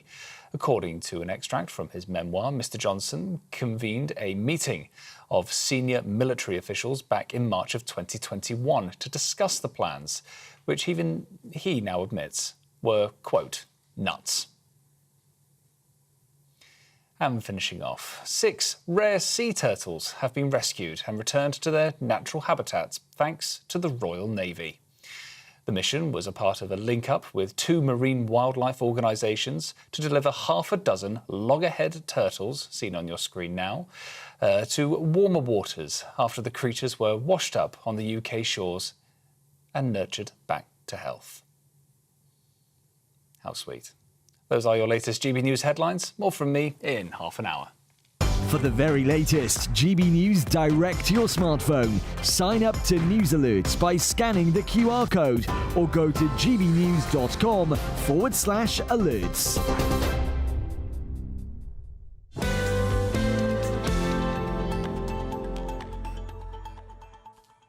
Thank you very much, Lewis. Right, let's get straight into today's story, shall we? Hezbollah have confirmed their leader, Hassan Nasrallah, was killed by the Israeli Defense Forces in airstrikes on Beirut last night. Israel launched targeted attacks on the Lebanese capital throughout yesterday, killing 6 and wounding 91. This is a major provocation to Hezbollah's backers, Iran, as Israel continues to mobilise soldiers ahead of a potential ground invasion. Is this the start of all-out war in the Middle East? So that's a question we're asking. So let's get the expert analysis of Tobias Elwood, former chairman of the Defence Select Committee. Tobias, thank you very much for joining us this afternoon. Pretty horrible news for everybody to wake up to on a Saturday. It's scary, at the very least. What do you make of what's happened today? Yes, this is a very dangerous moment indeed. We are on the brink of war in the Middle East. I listened very carefully to the US Secretary of State's response, Antony Blinken's commentary to Israel bombing Beirut and southern Lebanon, which has taken out the Hezbollah leader. He rightly questions Prime Minister Netanyahu's strategy on where this current utility of military might takes this conflict in the Middle East. He said, the question is not, does Israel have the right to defend itself from terrorism and hostile attacks from abroad? Of course it does. The question is whether this is the best way to achieve that objective. And Netanyahu said at the United Nations, I think you're showing here pictures of him now, we are winning. I posed this question, what are you winning? Has the threat disappeared? No. Indeed, what does victory look like? What are you actually fighting for? Where does this go? Hezbollah is a militia within a state. It won't announce unconditional surrender in that normal sense of the word. Tens of thousands of extremists have signed up to fight, knowing that they may have to martyr themselves as part of that cause. That's who they are. And Hassan Nasrallah may well be dead, but he will be quickly replaced. And his death will prompt a serious response, not just from Hezbollah. They not only just have thousands of missiles that they'll want to deploy as well, but also from Iran, who will feel to oblige to respond as well. So this is a really dangerous turn of events. No one is in control of where this goes, and Israel is no longer informing Washington of its plans. So the Middle East does look like it's about to enter an even darker chapter as war spreads. What does it, it sounds sort of like very narrow-minded to ask, what does it mean for the UK? Oh, huge consequences. Not just because we have our own economic interest there. There are Britons, expats that live across the Middle East. That's why the Prime Minister has said, if you're living in Lebanon now, there's up to 10,000 people there, based there, get out now. But if Iran, as I suggest, gets involved as well, Iran controls the Strait of Hormuz. A third of the world's oil comes out of that strait. Now, that will have a knock-on impact on global economy, including here in Britain as well. But then, of course, where does it spread from there? Because if Iran's involved, guess what sits behind Iran is Russia. And then, of course, Russia's got its own interests in what's going on in Ukraine. So all these points are testing the West's ability to put fires out across the world. It isn't just the Middle East that is giving concern in capitals, cities across the West. but it's also all these activities that are taking place, testing our ability to put fires out. Tobias, do you think we really seriously could be on the brink of a major world war with this? The short answer to that is yes, but it needs to be caveated. We're already in a Cold War, but not like the last. We're heading towards a world at war. So not a world war, but a series of wars around the world involving proxy influences. But much of that fighting actually taking place in the grey zone. We had a cyber attack that took out a number of train stations the other day, the information packages, cyber attacks on our NHSs. We've had the Russians take out assassinations on Britain's land. There are activities taking place below the threshold of full-scale war. Ask anybody, yourselves, do we feel safer? Will we feel safer in 5 years' time compared with today? Most people would say no, we're not. So what do we do to prepare for that? Our resilience, our readiness needs to be improved. We need to be investing far more in defense, but we're not even talking about raising that to 2.5% GDP. Those discussions aren't even happening here. So in a sense, we're in denial about where our world is going. Tobias, you preempted what I was going to ask you next. I mean, we haven't heard from the Prime Minister or indeed the Foreign Secretary today about the developments overnight. How confident are you that Labour will be, or the new government will be able to handle this crisis going forward? Well, what sits behind any government is a formidable civil service and our Ministry of Defence, the military leaders as well. They will be providing advice. They'll also be communicating with our allies across the world. So Washington, D.C. will be speaking to London, speaking to Paris as well, and Berlin, to work out what can be done to influence Israel. Behind all this, of course, is the start of all this latest drama that's taking place in the last year are those barbaric attacks that took place on the 7th of October. And then Israel felt obliged, understandably, to then move in to Gaza. It's that ceasefire which has then triggered Hezbollah to open up the second front. And then Hezbollah is now has been dominating the southern Lebanon against a UN resolution that goes back many, many years. So there is actually an opportunity, a glimmer of light, that if we can persuade Israel to agree to that 21-day ceasefire that's been caused about, this pause in fighting, we could prevent this escalation taking place. But as I say, if Israel is doing things without speaking to its closest security ally, the United States, then that prospect of that right now is quite grim. Tobias Ellwood, former chairman of the Defence Select Committee, thank you very much for joining us this afternoon. Not exactly encouraging, is it? In the last few minutes, Hezbollah have released the following statement. The master of resistance has passed away to be with his Lord. The leadership of Hezbollah pledges to continue its jihad in confronting the enemy, supporting Gaza and Palestine, and defending Lebanon and its steadfast and honourable people. OK, well, let's see what my panel make of this. Political commentator Joe Phillips and broadcaster Claire Muldoon. Coming to you first, Joe. I mean, it's not the news we want to be waking up to. I mean, Tobias hasn't exactly reassured me that it's going to go away anytime Well, it's not, soon. and it's been on the cards for an awfully long time. I think, the point that he makes, that it's a world at war, is really, really important, because that, in some ways, makes it a much harder thing for countries to deal with, because you've got many, many fires, but they're big fires, they're battles. I mean, I think what we've seen over the last 24 hours is that Benjamin Netanyahu does not give a damn. He will not even entertain any thoughts of a ceasefire. His speech to the United Nations was unbelievable. I mean, even by his terms of rhetoric and bombast and, talking to his right-wing supporters back in Israel, it was appalling. This is a slap in the face to America. It's a slap in the face to Biden. It's probably a slap in the face to Trump or Harris, whoever wins the next election. And I think, as Tobias just said, I mean, the real concern, and I think what will be happening now, is that everybody will be watching for two things. One is to see what Iran does, but who will succeed Nasrallah as the de facto leader of Hezbollah. I mean, I think it's important to mention, Dawn, that because Hezbollah in Lebanon also has a political role in the same way that Hamas does in Palestine. So, whilst it's a proscribed organisation, a terrorist organisation around many parts of the world, including this country, it is still a political player in the Lebanon. But, you know, because it's a proscribed organisation, you will not have them sitting down having negotiations. So I think, you know, this is a diplomatic Rubik's Cube, if you like, and it will require calm heads, sensible thoughts, and the ability to forge relationships with neighbours. And actually, you know, for us that means Europe, it means NATO, it means America, with or without Biden, Trump or Harris. But I think, you know, in the background, as Tobias just said, you've got Russia waiting and Iran. Claire, do you think we have enough calm heads around the world to actually use diplomacy to sort this issue out?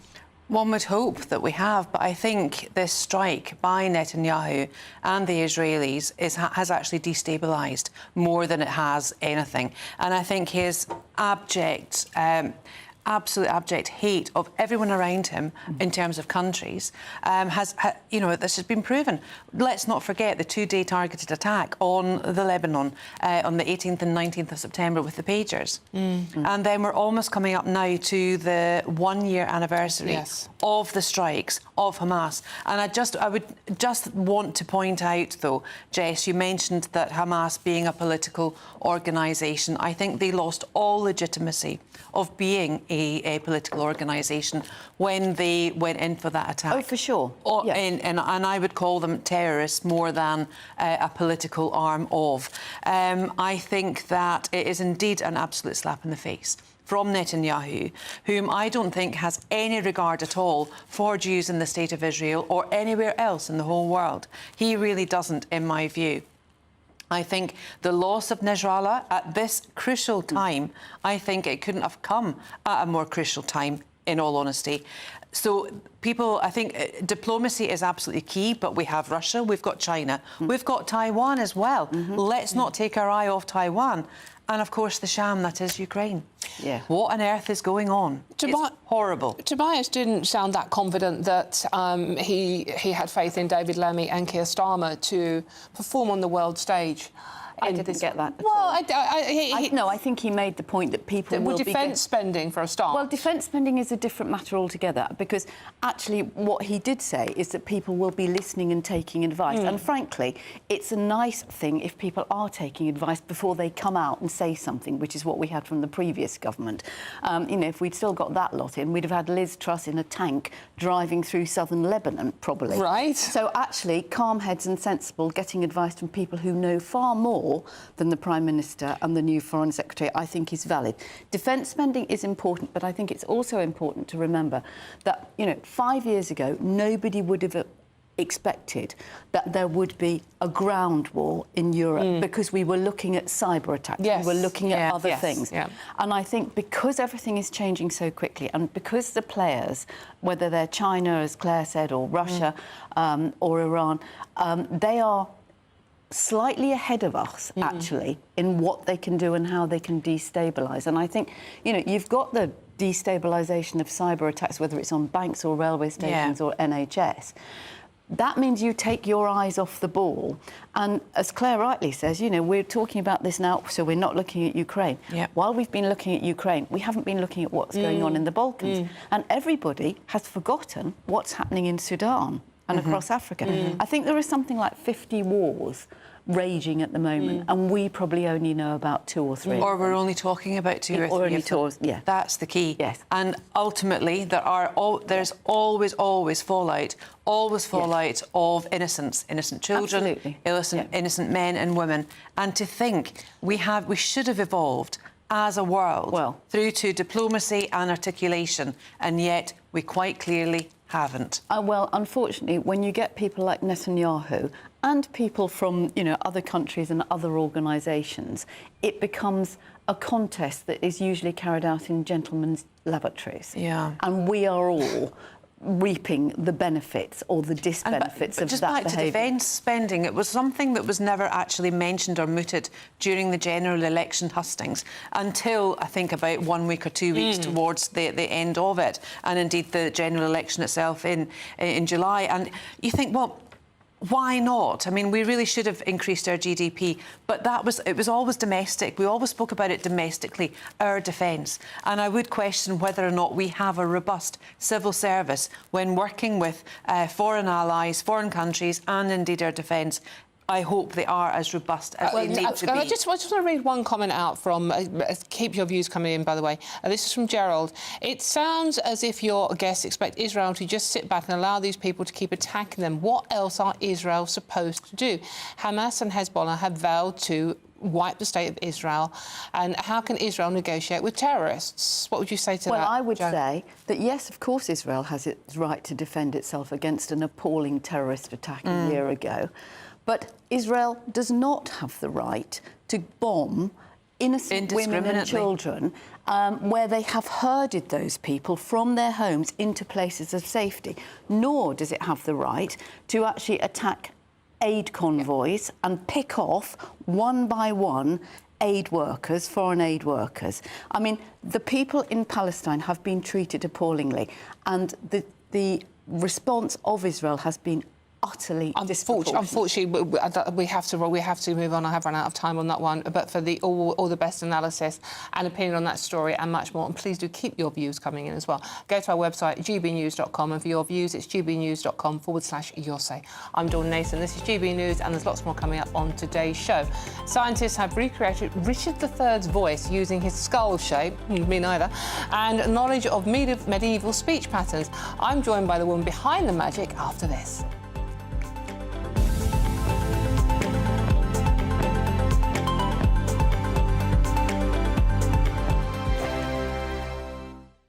Sunday with Michael Portillo from 11, only on GB News. When I knew that I was doing this segment this week, I feel like this week was a real homework task for me because I'll be honest, I haven't been around Scottish food much in my life, but I obviously know all the obvious. And I thought I'd bring in a selection of some of, I guess, the quintessential culinary delights of the North. I mean, we have in front of us haggis. I think we should begin with some haggis. So, Michael, I've never eaten haggis before. This is going to be the first time. Well, have you eaten anything like haggis before? Have you eaten anything that is made from the intestines of an animal? I mean, I've had things like chopped liver and, you know, a bit of offal here and there. Well, there we are. I mean, I got a great surprise. I was holding when I was in government, I was holding a great party in Scotland, and I had a lot of Spanish visitors, and I was offering them haggis, and I thought that they would be astonished by haggis and maybe repelled.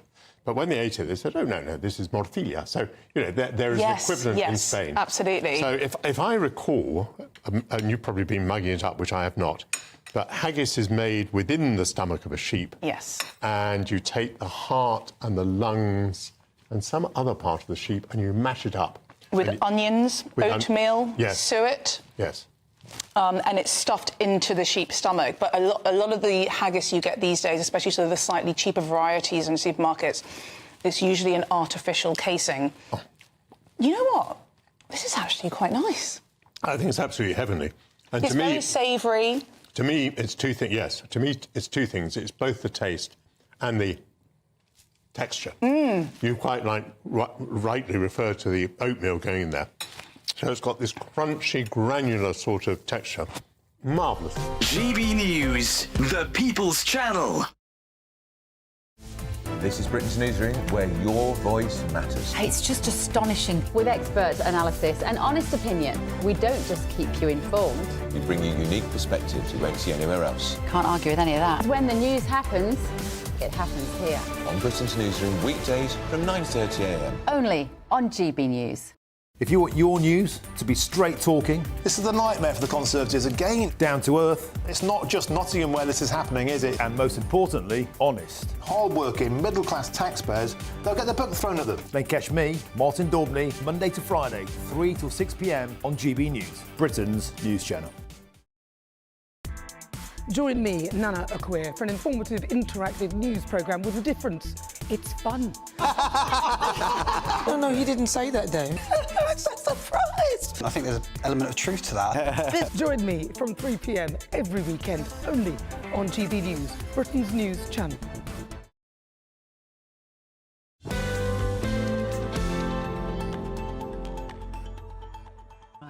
Hello, you're back. Welcome to the weekend with me, Dawn Neeson, on GB News. Now, my kingdom for a voice.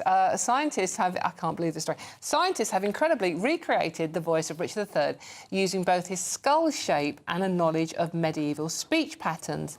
Me neither. The result is that the king, who was famously killed at the Battle of Bosworth in 1485, would have spoken in English close to that of a man from modern-day Yorkshire or Somerset. Let's take a listen.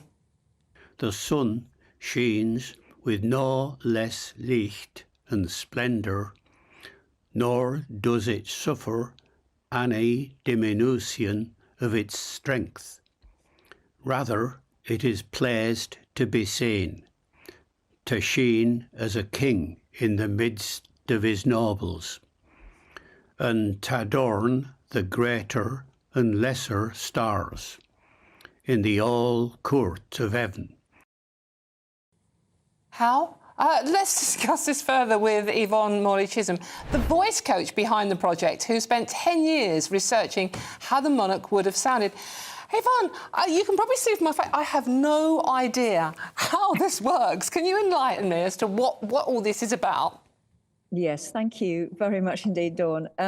So I had a mad idea 10 years ago. I normally work with actors where we have a recording of a historical person, and we do something called vocal profiling to train the actor who's going to be performing on stage or screen to move their tongue tip, their jaw, their lips, everything, and get behind the personality of who they're playing. We obviously have quite a lot of that missing from Richard. We don't have a recording of him, but I wondered how far we could go. And a key player in this has been and is Professor Caroline Wilkinson, who over a decade ago created his face, first of all, from his skull.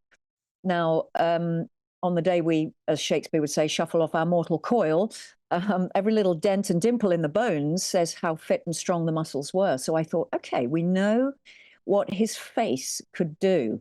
We know what his face was like in resting position for a start. We're talking about pronunciation at one level, but we're also talking about personality at another. You and I could say good afternoon to each other with a frown or a smile, and we'll sound different. So in my journey to piece together lots of different parts of a jigsaw puzzle, I've had to go to the forensic psychologists who've looked at the personality of the real king. Interestingly, they are convinced he was not a murderous psychopath. That's a whole nother side of it. But dentists, physiotherapists, the body double. There's a man out there with a scoliosis, a sideways bend. He was not a hunchback. That's wrong. And of course, the legend that is Professor David Crystal, our leading linguist, who you heard in that clip. That's not the actor we've chosen that you heard. That was David giving what he'd call a flat rehearsal version for our actor.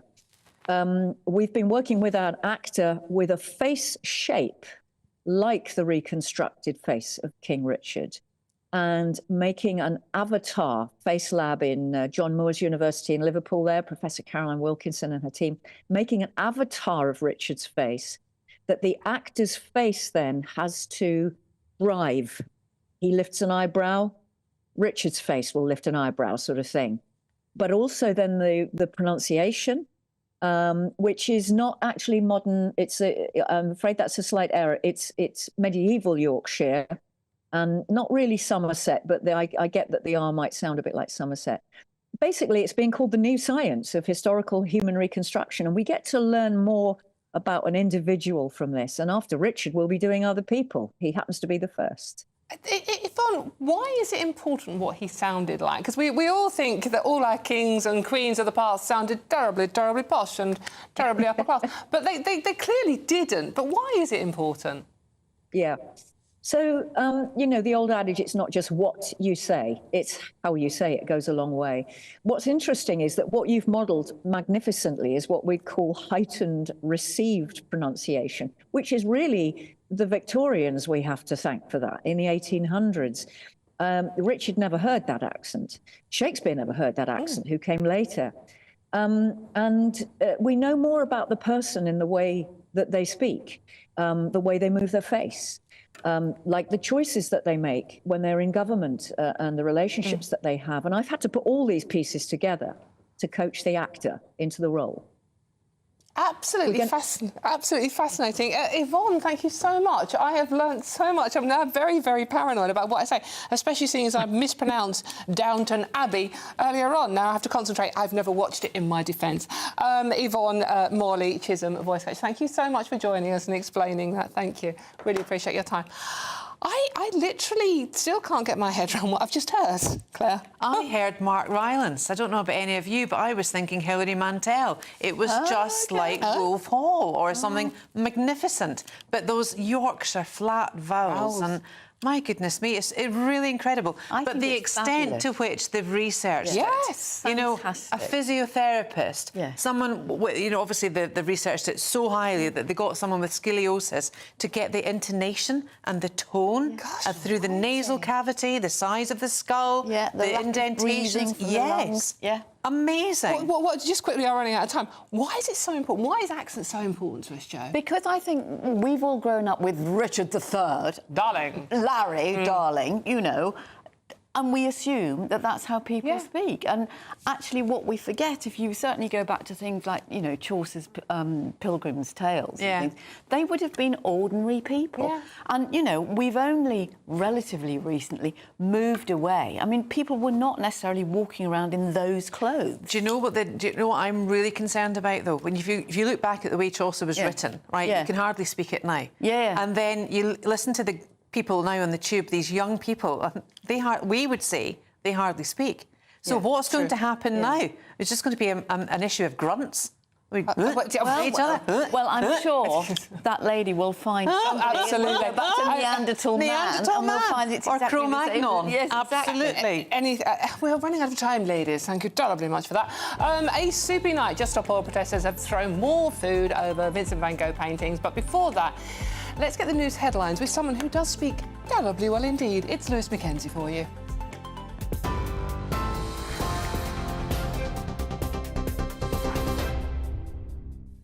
You're far too kind, Dawn. Good afternoon. It's just 1:30. I'm Lewis Mackenzie here in the GB newsroom. Terrorist group Hezbollah has confirmed their leader has been killed in strikes on southern Lebanon last night. In a tweet this morning, the IDF said that Hassan Nasrallah will no longer be able to terrorise the world, saying he was killed in said strikes. The Lebanese Health Ministry is reporting that 6 people have been killed and 91 wounded in the attack in central Beirut.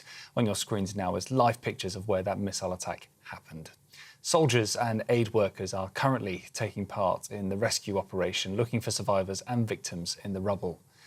Reuters news agency are reporting that Iran's supreme leader, the Ayatollah, has been transferred to a secure location inside his country with heightened security measures in place.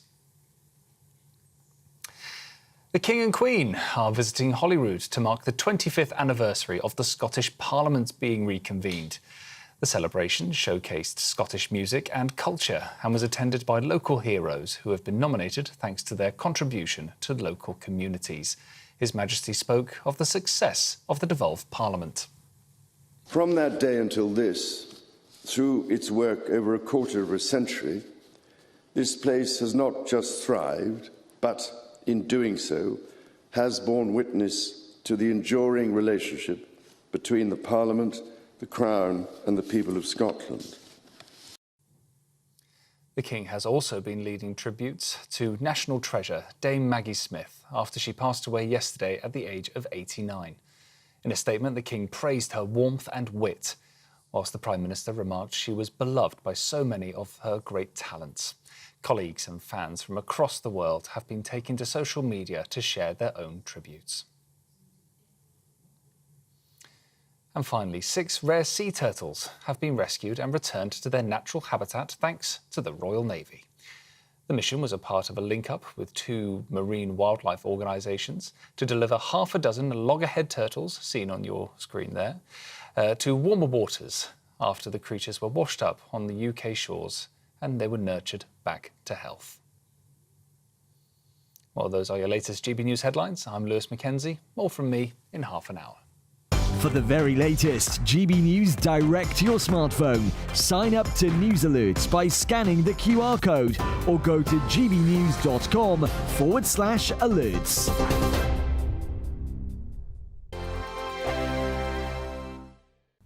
Hello, welcome to your GB News weather update from the Met Office. Through today, we'll see some showers in the northwest, sunnier spells elsewhere before turning more unsettled from the west on Sunday. Looking at the bigger picture then, we've got a ridge of higher pressure extending across much of the UK. There is a frontal system across the northwest of Scotland, so here we are going to see some cloudier skies across Scotland with some outbreaks of rain and showers affecting northwestern parts of England and also parts of Northern Ireland as well. But on the whole, further towards the south, across Wales and much of England, a fine day to come with some sunny spells too. We've got lighter winds out there today, but despite that, still temperatures a little bit below average, highs of 11 in the north, up to 15 in the south. Now, as we go through this evening, cloudy conditions remain across much of Scotland, especially western areas, and across parts of Orkney, where we've got further outbreaks of rain. Temperatures will quickly fall away once again tonight. Further across Northern Ireland, again, a few showers remaining, and across northwestern England, coming down into Wales as well. But largely dry further at the south you go, with some early evening sunshine as well. Now, as we go through this evening, cloud and rain persisting across parts of Scotland, but elsewhere, a largely fine, dry night to come with some clear spells as well. We've got light winds as well, and that'll help temperatures drop away. So we could still see a touch of frost tonight, but perhaps not quite as low as what we saw in the previous night. Further towards the south, though, we will see the winds increasing. It's going to be a mild start here, but a windy start with outbreaks of rain as the next area of low pressure moves through. So we have got a Met Office wind warning in force for some strong gusty winds of 50, possibly 60 miles per hour across the southwest and into parts of Wales as well. But further towards the east, a drier day with some bright sunny sunshine. Bye-bye. Join me, Camilla Tominey, for a frank and honest discussion with those in power that cuts through the spin and gets to the heart of the issues shaping our nation. You haven't confirmed that you want to stand as leader, but you haven't ruled it out either. This report basically says that he's not fit to stand trial. Is he indecisive? Incompetent? I deliver the dose of reality Westminster needs. That's the Camilla Tominey Show at 9:30 every Sunday on GB News, the People's Channel, Britain's news channel. Good afternoon, Britain. Your lunchtime update on the stories that matter across the UK. From breaking news and insightful analysis, inspiring stories and lively debates. Are you comparing yourself to a former Prime Minister? Which is it? Stay informed, stay updated, stay entertained. I just don't know how anyone would not want to be there. Every weekday from midday. We are Good Afternoon Britain, only on GB News, Britain's news channel.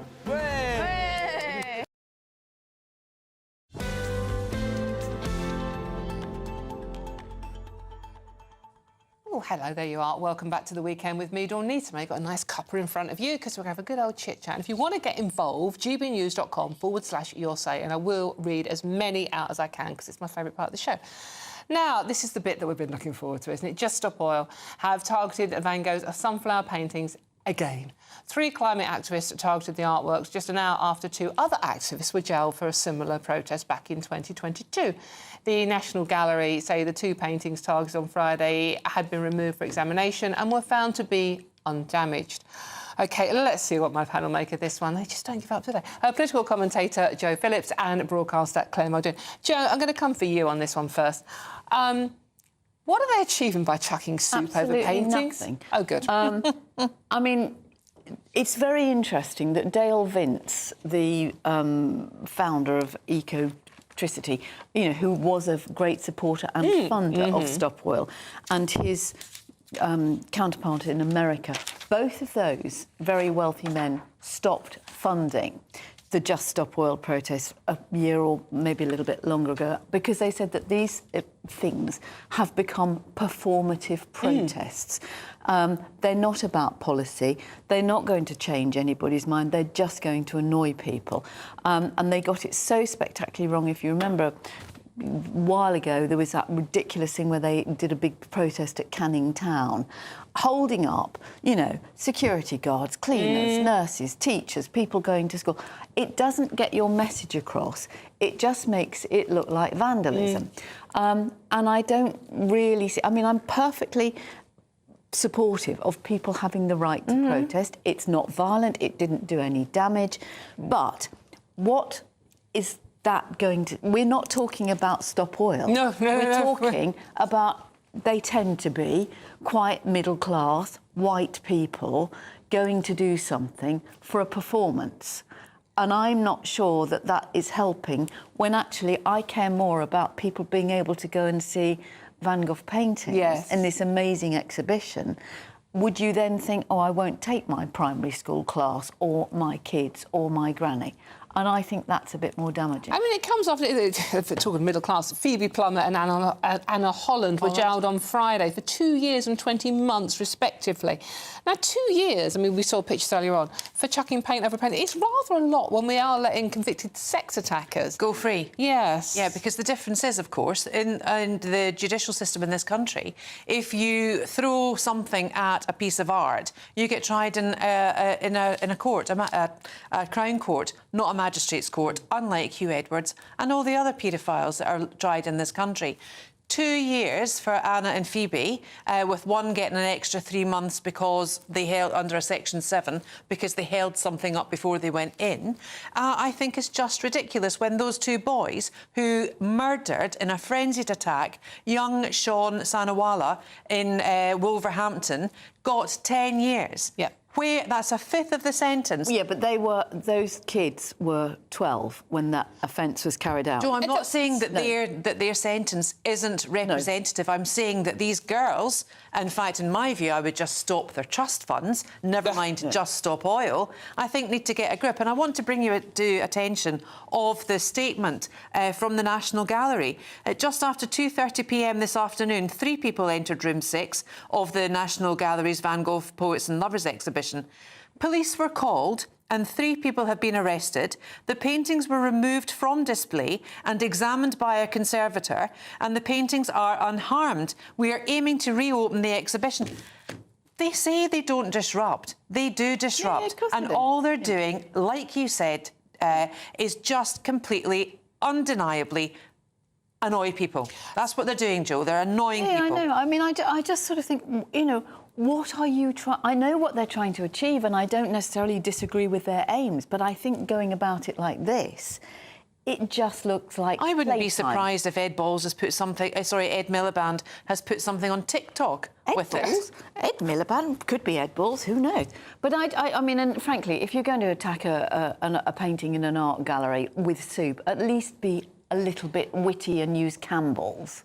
Oh, because do not encourage them. Do not encourage them. No, but I mean, really, you know, it's like they threw orange paint or orange powder. Stonehenge. We saw footage of that just now. Wimbledon, the snooker, that Chelsea, Hampton Court Flower Show. Yeah. I mean, these are all things that are not actually dependent on oil or fossil fuels. Interesting, yeah. I mean, I didn't understand what the sunflower link was, but they were just saying it was making the point. But the judge in the Phoebe Plummer and Anna Holland said when Plummer compared herself to a political prisoner. I know. Yeah. I'll be in the right side of history, she said. She's not a suffragette. No, and she's not fighting for anybody else. The judge literally said to stop being so ludicrous and self-indulgent. Yes, well, that's the problem, and that's why they come across, and they do not, therefore, attract the support of the people that they need to go on this journey with them.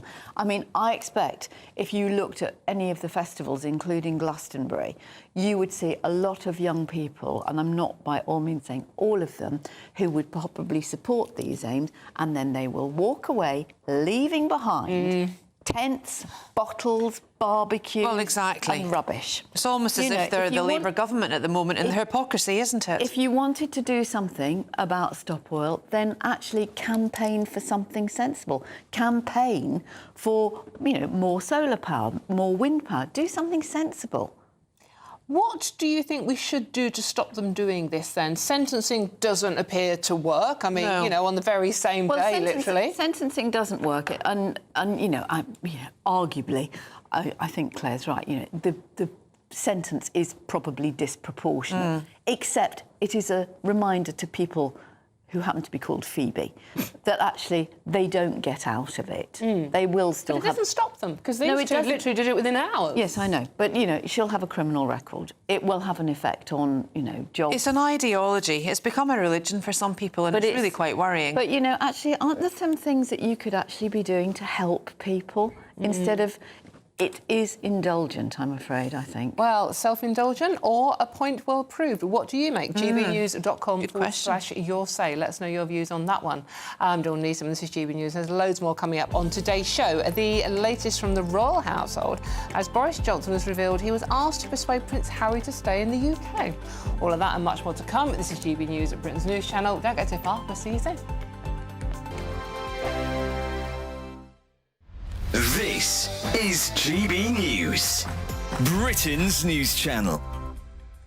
True crime is everywhere. Yep, next weekend, CrimeCon UK takes place in London. And joining us now to tell us more about that event and the true crime phenomena is former detective Stephen. How do you pronounce your surname? Keogh. Sorry, Stephen. That's all right. I should have checked you before. No worries. And Nancy, and again, Nancy, what's your surname? Bourne. Thank you. I'm showing my ignorance there, but thank you both for joining us. So, Stephen, you were a former top cop. Hope you don't mind me describing you as that. At CrimeCon and other events like that, do you get into sort of the semantics of the investigations and, how... For example, how I was watching something the other night where somebody was unfortunately murdered, but you saw the crime scene investigators trying to work out from which side the person was attacked from. Did the knife come from the left-hand side or the right-hand side? Is it all that kind of stuff? So for me, everything I've done since I've left the police is about sharing that knowledge of investigations, because if you watch TV, they get it wrong a lot. So what we try and do, I'm not the only police officer there, there's experts, have forensic scientists, psychologists, all from that investigative world. Just trying to get across, well, actually, this is how it's really done. This is what we do, not what you're going to see on telly. And I think that's really important. So for me personally, coming along to CrimeCon, I just look at the list of people that are there, honestly, and I'm proud to be associated with them. There are some fascinating people there. People who've really fought for justice for their children. People who are campaigning for victims, for survivors. So it's an event that when you look at the name, you might think, oh, they're just going to sit there talking about serial killers and what they got up to. Couldn't be further from the truth. It's really about what goes on, how it impacts the victims, how the investigations are carried out. It's educational as much as anything. GB News, the People's Channel. Welcome to State of the Nation, daily plunge into the stories shaping our country. I'm Jacob Rees-Mogg, and Monday to Thursday we bring you the insights, the facts, the truth about how our country is being governed. Because what happens in Downing Street matters down your street. Tune in to State of the Nation every Monday to Thursday, 8 to 9 o'clock. Only on GB News, the People's Channel, Britain's news channel. Are the newspapers getting you down? My wife didn't divorce me that month. Struggling to separate the wheat from the chaff? I know that it's a bit of a circus at the best of times. Well, don't worry. Headliners has got you covered. We'll take the burden of reading the day's news, and if we get depressed, who cares? It's an occupational hazard, frankly. That's Headliners on GB News from 11 p.m. till midnight, and the following morning, 5 till 6 a.m. on GB News, the comedy channel. Nah, just kidding. Britain's news channel.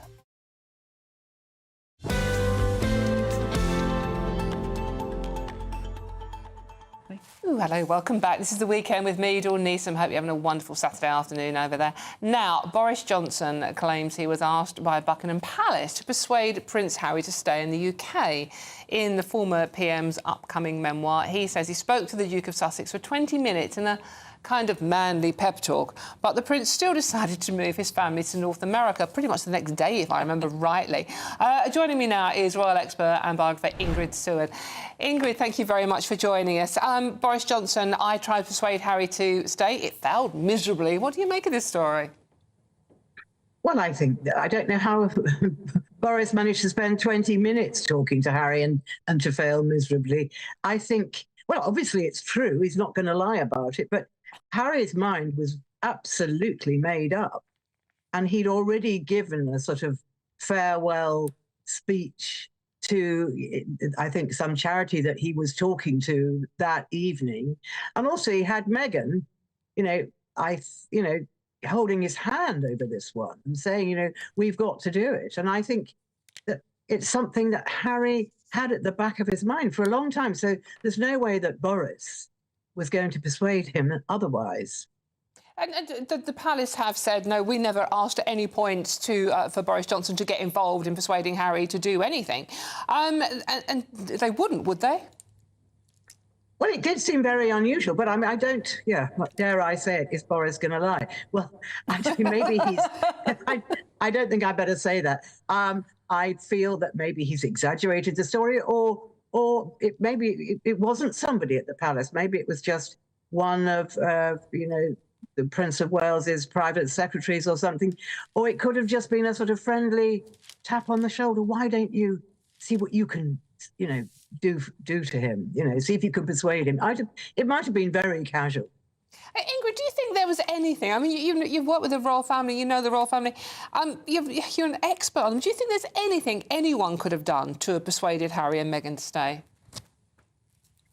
Well, they did. If casting your mind back, they wanted to be half in and half out. Well, that was actually the royal family's words. You can't be, especially that's one of Prince Philip's. You can't be half in and half out of this family. You're either in it or you're out.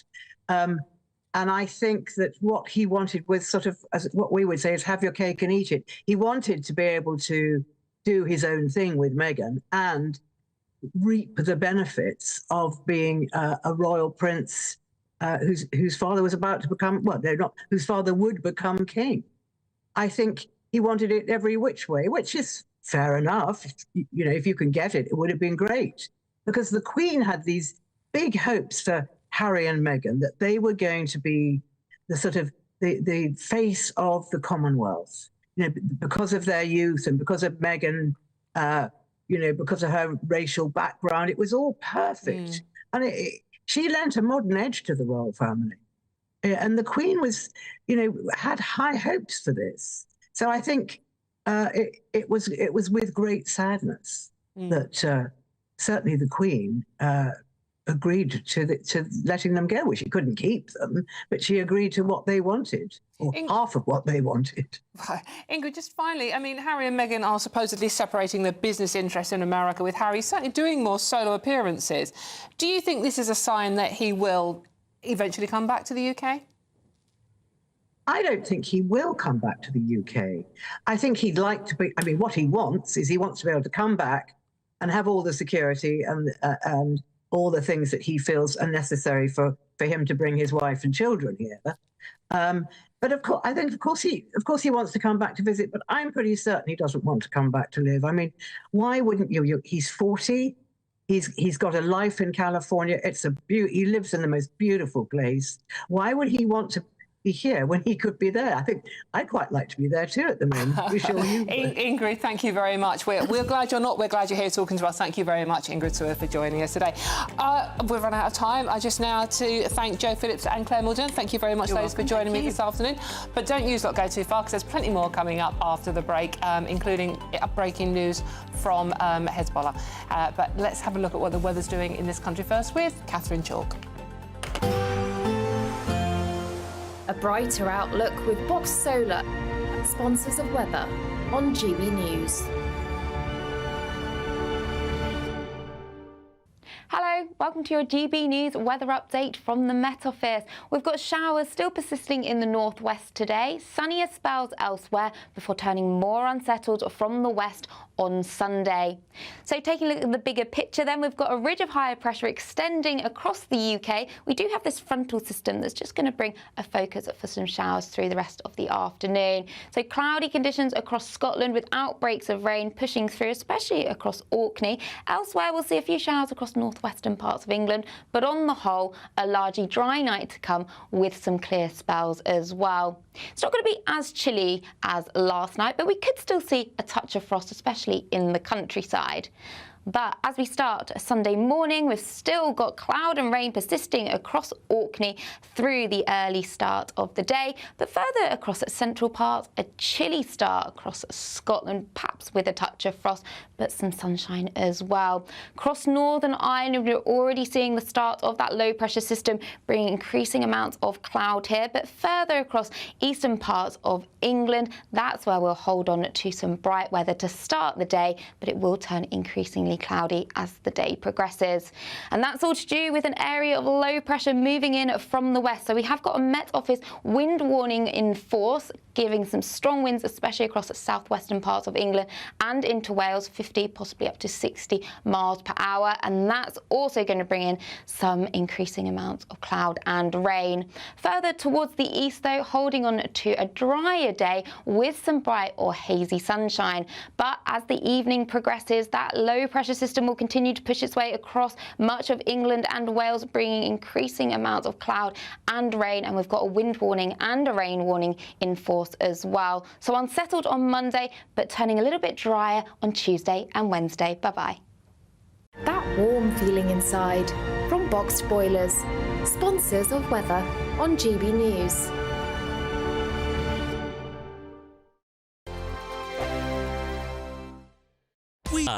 Join me, Camilla Tominey, for a frank and honest discussion with those in power that cuts through the spin and gets to the heart of the issues shaping our nation.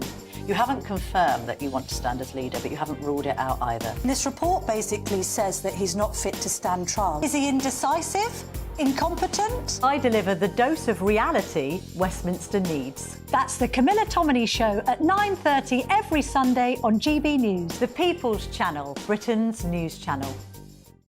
It's Patrick Christie's Tonight, and here we do things differently. It's explaining the absolute madness of this, doesn't it? It's explosive. I mean, this is very good. It's lively. 850. Your government sat there short and it did nothing. It's controversial. And the Middle East has been in turmoil since before I was born. It's everything you need to kickstart your evening. Everyone's had their Weetabix tonight. I love to see it. That's Patrick Christie's Tonight, weeknights from 9 p.m.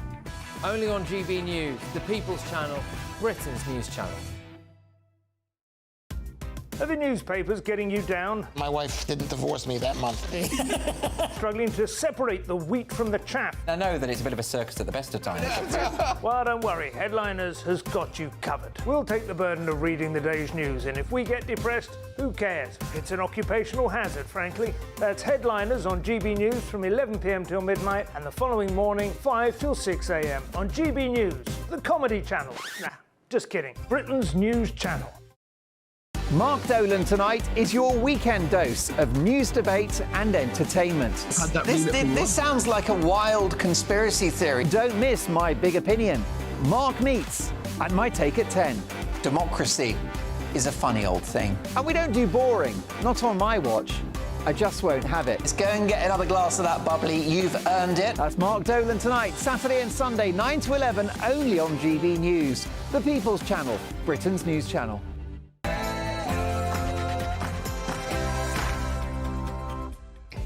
Good afternoon, it's 2 o'clock on Saturday, the 28th of September. No, I have no idea either, but it's nearly Christmas and you're not ready, are you?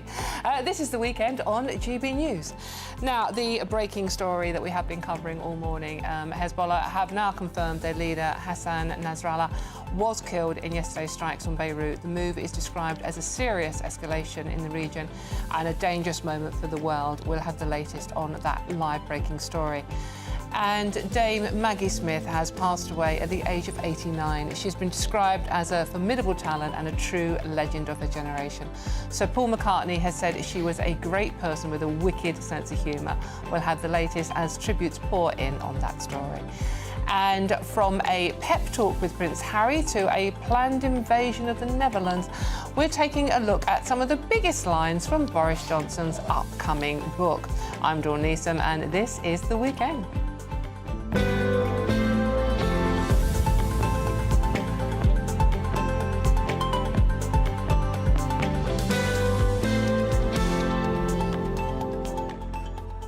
But this show is nothing without you and your views. It's my favourite bit of the entire show is talking to you, and I'm sorry I haven't had much time. It's just flying past to read them out. But get them coming in at gbnews.com/your say. What we're talking about, what you want to talk about, anything, have a gossip about the weather, don't care. Just get in touch and let me know your views, and I'll promise I'll read as many out as I possibly can. And we'll have a chat, shall we? Now, keeping me company this hour is political commentator Matthew Stadland and writer and journalist Emma Ward. Thank you both very much for joining me. But before we get stuck into today's stories, let's get some of those news headlines with Lewis Mackenzie.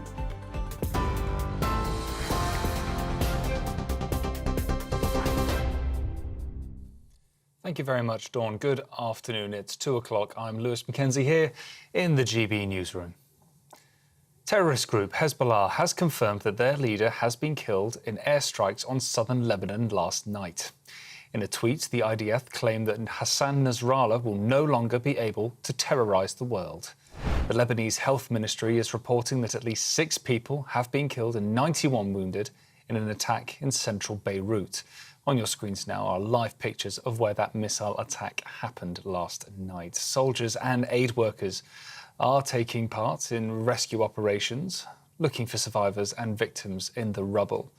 The Reuters news agency are reporting that Iran's supreme leader, the Ayatollah, has been transferred to a secure location inside his country, with heightened security measures in place. The King and Queen are visiting Holyrood to mark the 25th anniversary of the Scottish Parliament being reconvened. The celebration showcased Scottish music and culture and was attended by local heroes who have been nominated thanks to their contribution to local communities.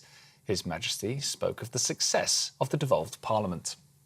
From that day until this, through its work over a quarter of a century, this place has not just thrived, but in doing so, has borne witness to the enduring relationship between the Parliament, the Crown and the people of Scotland. Well, the King has also been leading tributes for national treasure Dame Maggie Smith after she passed away yesterday at the age of 89. In a statement, the King praised her warmth and wit, while the Prime Minister remarked she was beloved by so many. She leaves 2 sons and 5 loving grandchildren who are devastated by the loss of their extraordinary mother and grandmother. At least 43 people have been killed in Hurricane Helene as it makes its way across the southeast of the United States, leaving millions without power.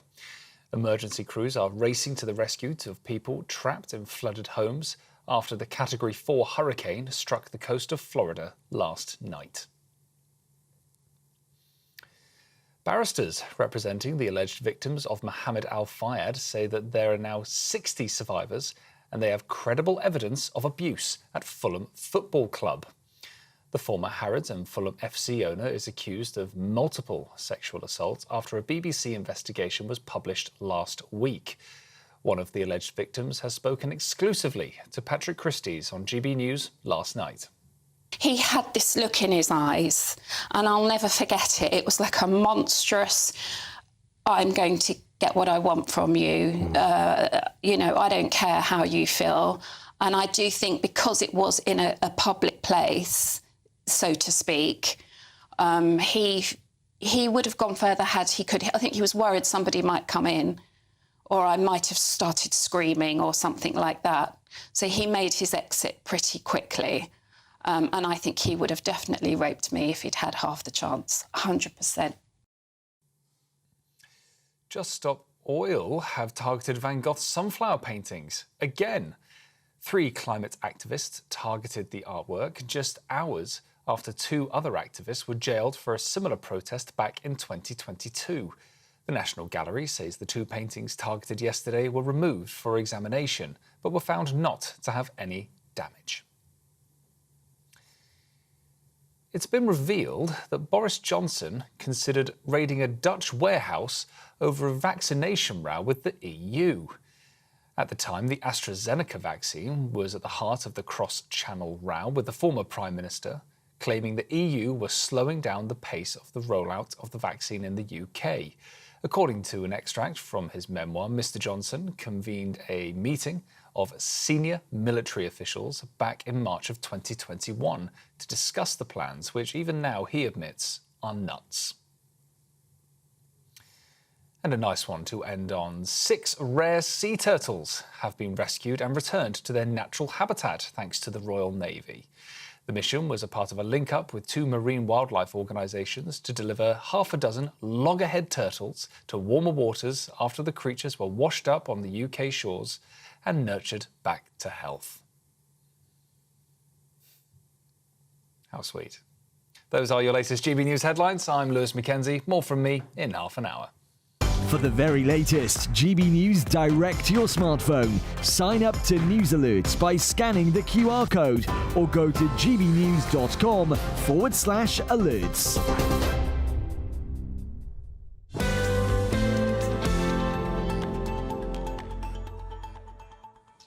Thank you very much, Lewis Mackenzie. Half hour's time. You don't want to go too far. You don't want to miss that, do you?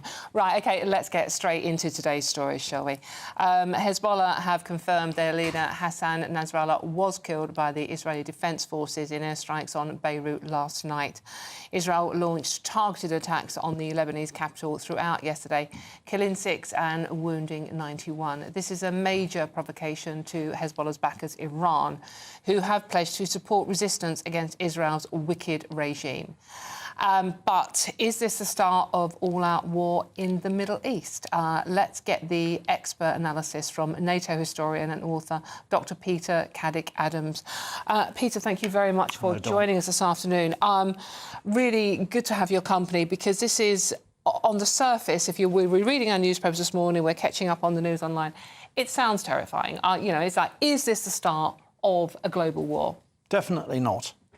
This is Israel sailing very close to the wind, admittedly, but it's nothing like that at all. I mean, this is something that's been long in the planning.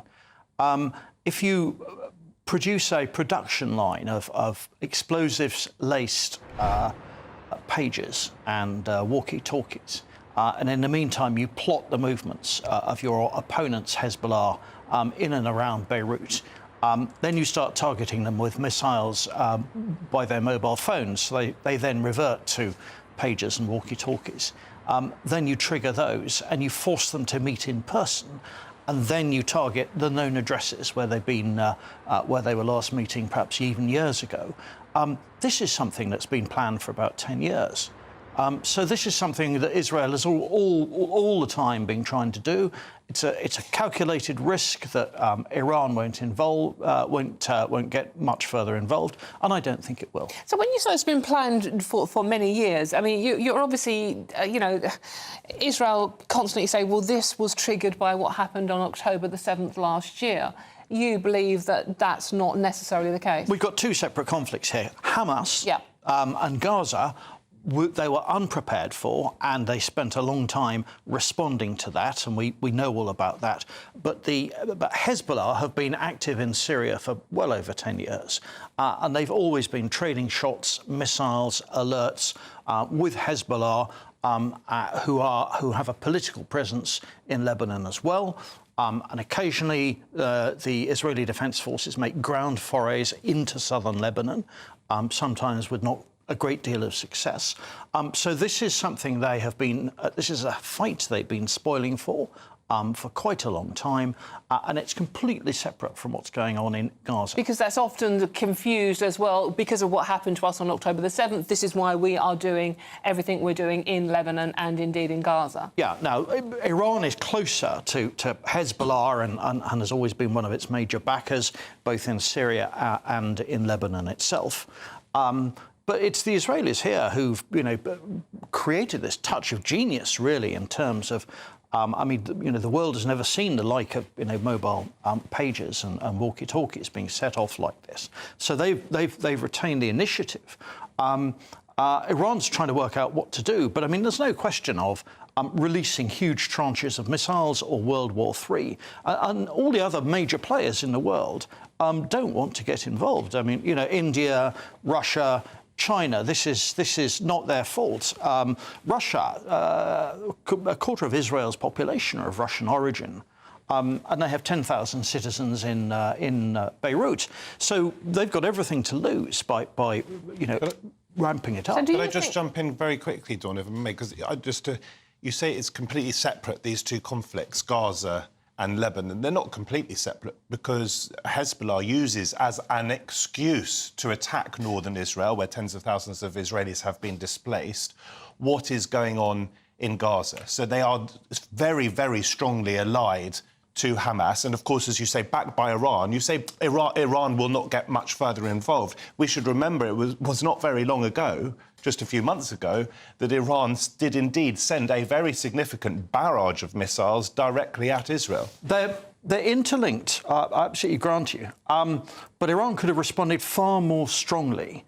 And what it did do was give Israel plenty of warning, then sent a batch of missiles, most of which it knew would be destroyed in the air by Israel's Iron Dome system, which is exactly what happened, and it didn't follow it up in any way at all. So they're interlinked in that Iran is backing both, and Iran has, you know, deep fundamental problems with Israel's very existence. But I can't see it spreading. But I mean, Iran would have already started making those kind of moves. There's no conscription. There's no call-up of reserves in Iran, for example. They're not heading towards war themselves. They don't want that because they're on a back foot, and they know that militarily they're far inferior to the Israeli Defence Forces. So what do you think will happen now? So there will be another kind of response, and it may well be a tranche of missiles being fired over from Iran. But Israel certainly got the upper hand. And that may be enough for Israel to pull back and pause. I mean, what they've done is they've taken out the entire senior tranche of Hezbollah leadership. The top 17 people have all been killed over the last few months. Does that make a difference? Because if you take the leaders away, are there not now more people willing to step up and martyr themselves for the cause? Well, I was pondering that as I was sort of coming to the studio. So they will be replaced by a more militant new breed who aren't as politically savvy, aren't as politically aware, haven't been trained for leadership positions yet. And they will either go back to being very low-tech and using runners, or they may be more militant, but we don't know.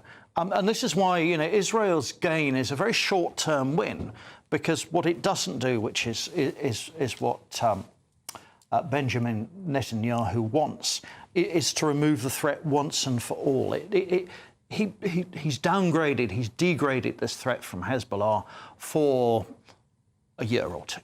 Well, one question we keep getting asked by our viewers is what are Israel meant to do? Hezbollah, Hamas, Iran have vowed to wipe Israel off the face of the earth. And Hamas originally in particular were saying all Jewish people, not just the State of Israel. What are Israel meant to do in response to this situation? Well, I mean, there's a body of opinion, large body of opinion within Israel, and a lot of Israeli politicians who want negotiations and some kind of two-state settlement. And there's quite a radical sort of right-wing element who are in power at the moment, and a coalition of different parties who don't want anything to do with that and want the elimination of Palestine, just as the Palestinians want the elimination of Israel. OK, just going to bring my panel in on this. Matthew Stadlen, who you heard earlier, and Emma Wolf are both with me for this hour. Emma, what do you make of what's happened and what you've heard Peter say so far? Well, it's appalling to see the sort of scenes in Beirut overnight, and the children sleeping on pavements and houses being absolutely destroyed. But obviously, my concern actually is the kind of lack of international effort, the lack of international will or guidance or some sense that this really matters. Sorry, Emma, we have a problem with your mic, unfortunately. Matthew? One of the things I find extraordinary about what is going on is that Israel seems to be acting in defiance of what its Western allies want it to do. And that seems to me, and I'm not an expert, I'm fascinated by the Middle East. I've been to Israel, I've been to Lebanon, I've been to Syria. And every death of every innocent on all sides I find quite appalling. But I find it really interesting that Western efforts to prevent Netanyahu from upscaling this are seeming to fall on deaf ears. And I guess one of the questions is this partly, I mean, you say this has been in the planning for 10 years, is this partly, though, about Netanyahu's survival? As you say, he doesn't want the war to end anytime soon. And I'd be curious to know from you as an expert on the region whether you think the devastation in Gaza makes a two-state solution more or less likely, because there are surely two schools of thought. One is if you wipe out Hamas, and I personally don't think you can, then you can create a Gaza, manufacture a Gaza that Israel could live next to. But on the other hand, the devastation in Gaza surely makes a two-state solution almost impossible. I don't think you can wipe out Hamas or Hezbollah, for a start. Netanyahu's in office because if he's out of office, he's mired with a corruption scandal. And he will almost certainly be indicted and probably jailed. So that's the reason why he's staying in office, and he's allying himself with people who are even more right-wing than he is. I mean, he's driven because his younger brother was the commando leader who led the commando raid at Entebbe to free all sorts of Israeli hostages years and years ago, and he has never, ever forgiven the sort of Palestinian militants for his brother's death. So that's his motivation. And that's what's sort of been his guiding light all the way through politics. Do you think that explains why he's not... Let's just bring... Emma, we've got your mic back working now. Let's bring you back into the conversation. No, I was just talking about the international response and the fact that, do we feel confidence in Joe Biden and in Keir Starmer and David Lammy, of course, but hopefully Keir Starmer leading the way to mount a concerted response to this, or to give some guidance? Well, OK, so what's really interesting is I think the agenda has now moved on, and it's no longer Washington, D.C. who are the power brokers. I mean, that's traditionally where the Middle East leaders used to meet and solve their problems with UK help, because we were the powers in the region. But now it's places like Delhi, Doha, Ankara, who are the mediators. And I think, this has now passed out of our hands. I don't think we have the same influence that we used to at all. Do you have, do you think we need to invest more in defence of this country because of the situation? Oh, absolutely. Goodness me. I mean, if this isn't the writing on the walls, because, this is not about sending people out there. I mean, we've got 700 troops going out there to extract British citizens. That's the purpose of the UK involvement there at the moment. But in a wider sense of defence is about protecting British interests abroad, and that's citizens, but also all our business and commercial interests. And you have to be able to have a presence in terms of warships, but also boots on the ground to protect them wherever they are. And we simply don't have that ability to power project quickly with enough to sustain if that goes on for any length of time. Which conflict, the two conflicts we keep talking about, obviously the situation in the middle of it and the situation in Ukraine, which of those two conflicts do you think are the most concerning or should be the most concerning for us? Well, Ukraine has the enormous concern that if the Russians do in one way win or another, then we've got a real problem, because, Putin's track record is he will pause, re-equip, look round to see who he can absorb next, because Ukraine will have be submitted because the West will have lost faith in backing them. Russia cannot win if the West keeps backing Ukraine. But if it doesn't, then Ukraine is in a very difficult situation. So I'm really puzzled why the Prime Minister hasn't really put his foot down and said 2% of defence spending by the end of this year or next year. And he's just, that he or the Chancellor have just said at some future stage, which is echoing the last government. The real truth of the matter is we need 5%. And 5% will just take us back to where we were, or where we should be now, in terms of equipment and also manpower and resources.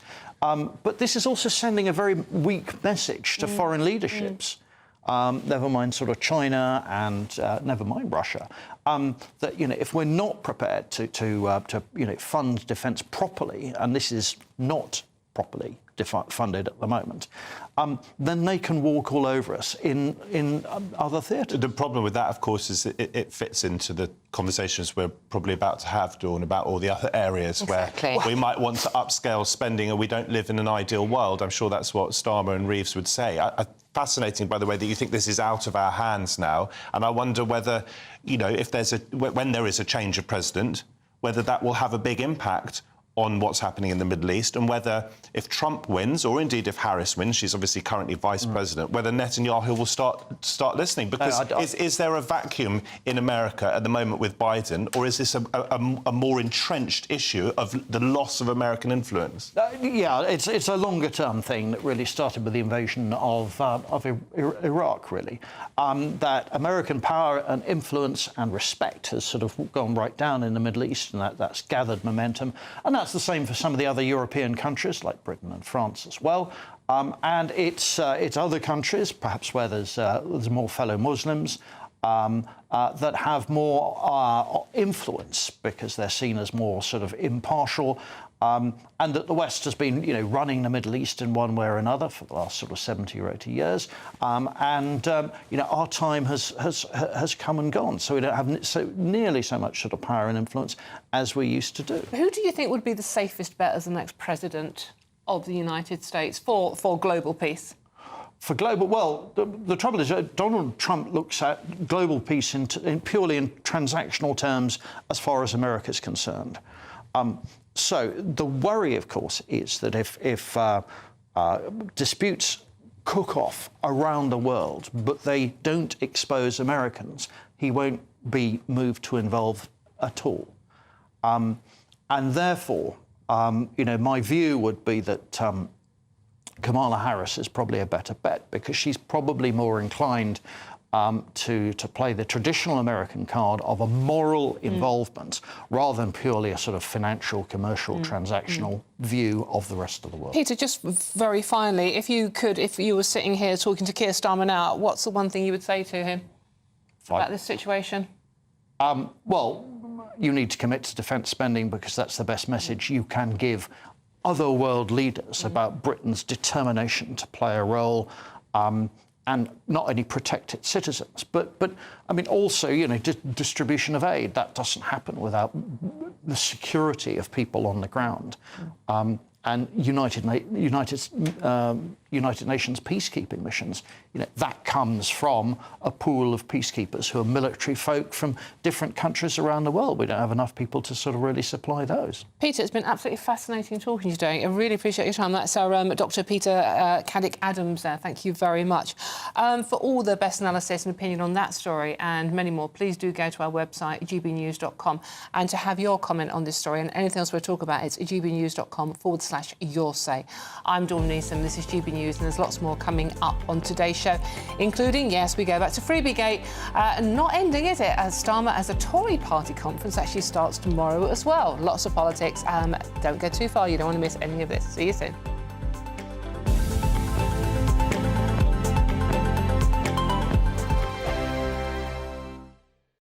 Every Sunday from 11, join Michael Portillo. There will be topical discussion, looking at the week before and the week to come. So kick back and relax at 11 a.m. on Sundays on GB News with me, Michael Portillo. GB News, the People's Channel, Britain's news channel. GB News Breakfast, every day from 6 a.m. Right, up and down the country, many parents are preparing or have indeed already sent their child off to university. Indeed, but sometimes it can leave parents struggling to cope with the, quote, empty nest syndrome their child leaves behind. So joining us now to discuss how to cope with sending off your sprogs to university, or not so sprogs, is broadcaster and psychotherapist Lucy Beresford. Good morning, Lucy. Nice to see you this early. This is a real thing, isn't it? It's our colleague Paul Coitz, our sports expert, describes it as grief, sending your young adults off to uni and leaving the nest for the first time. Yes, I think grief is the right word because it's an ending, and it's not just an ending with your relationship with your child. It changes from here on in, but it also is very much about your identity. Your identity as a parent is weakening. you'll always be that child's parent, but you're not going to have the same involvement on a daily basis. And so you're left to think, okay, well, what does my life look like going forward? What's my relationship? If you're in a relationship with a partner, how is that going to change? And like all elements of grief, there's going to be a bit of a process. There's going to be that transition period where you adjust to your new life, just as your sprogs, as you call them, are adjusting to their new, exciting phase of their life. GB News, the People's Channel. Every Saturday, 10 till 12, we'll bring you all of the news that you need to know. We'll also remind you that there is so much to smile about. It's my favourite time of the week. I get to relax, enjoy some light-hearted stories, and let Ellie teach me about fashion too. That's Saturday Morning Live, every Saturday, 10 till 12. Only on GB News, Britain's news channel. We're proud to be GB News, the People's Channel. And as you know, we always love to hear your views. Now, there's a new way of getting in touch with us at gbnews.com/your say. By commenting, you can be part of a live conversation and join our GB News community. You can even talk to me, Bev Turner, or any of the members of the GB News family. If you want your news to be straight talking... This is a nightmare for the Conservatives again. Down to earth. It's not just Nottingham where this is happening, is it? And most importantly, honest. Hard-working, middle-class taxpayers, they'll get their book thrown at them. Then catch me, Martin Daubney, Monday to Friday, 3 till 6 p.m. on GB News, Britain's news channel.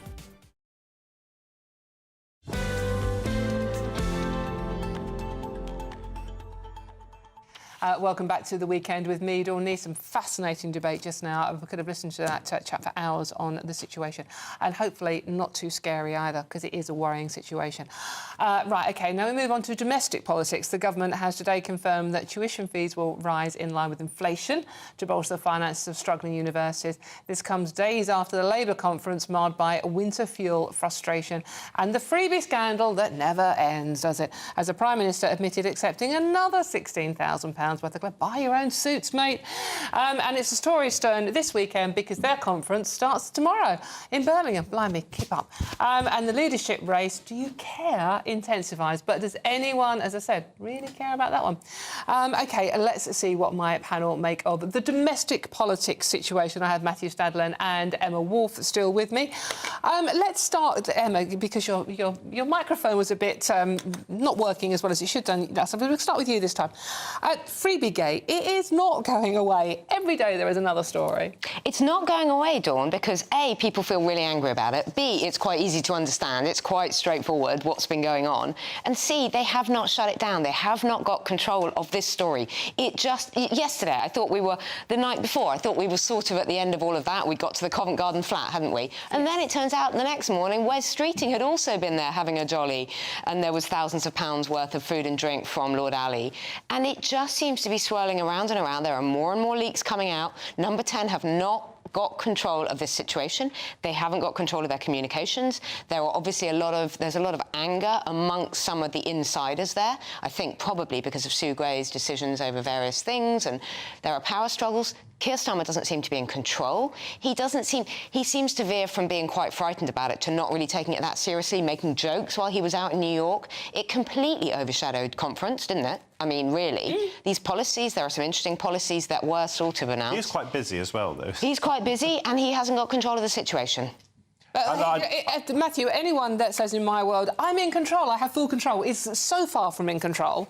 They're the opposite. So what do you make of this? I mean, every day. There have been some suggestions and criticisms that the comms team in Number 10 should have been quicker to kill this story, get out in front of it. Or be open about it. I don't think we know everything. I don't think Starmer has actually said, this is the picture.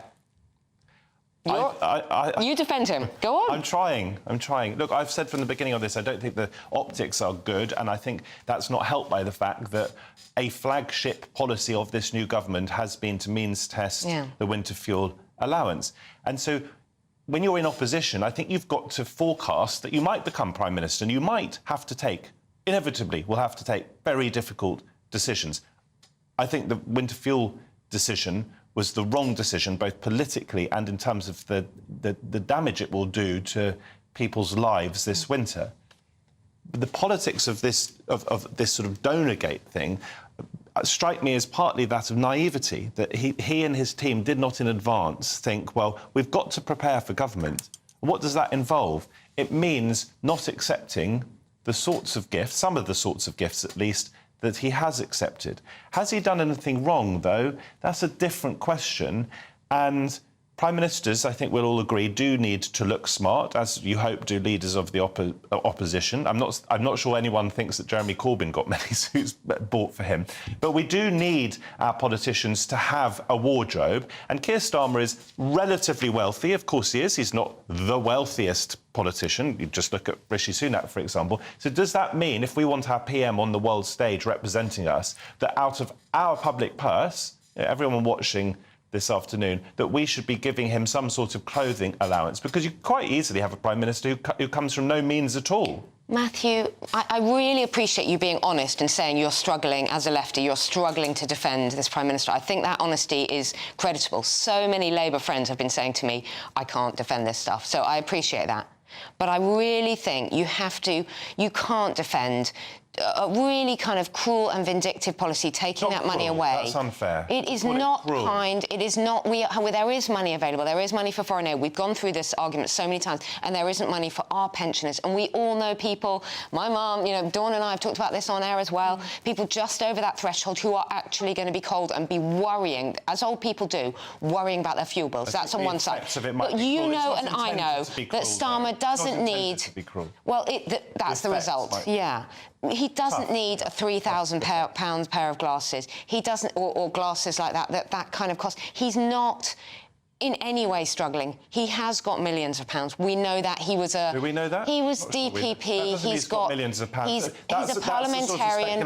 He's been a frontbencher. He's been a barrister for many years. We all know... Barrister, wasn't he? Yes, he was. To say that we know he's got millions, we don't know he's got millions. We do know that his net worth... Do you want our Prime Minister to be smart, though? Of course, he didn't look smart in the clothes that he was bought. So should he be? And he can pay for it himself. That's your aesthetic judgment. He can pay for it himself, just as everybody does. What about the Prime Minister who can't afford to pay for it himself? Should we, out of the public purse, be giving them a clothing allowance? Because they have to represent us on the world stage. So a Prime Minister is on, what, 166,000? Yeah. They've all had careers either as politicians or as barristers or as lawyers or whatever, as professionals. They can all afford to buy a couple of suits. A couple? You can afford to do it. I'm starting to think I'm going to have to get a donor myself. I need a donor. I'm wearing the same suit after every appearance. I need a donor just to keep my child... This is from M&S. Exactly. It's from M&S. Right, OK, I don't have a sugar daddy either, by the way. I brought this suit, no matter what you think of it. Yes, I do look like David Bowie. But, in any case, let's go and get the news headlines with Lewis Mackenzie, shall we?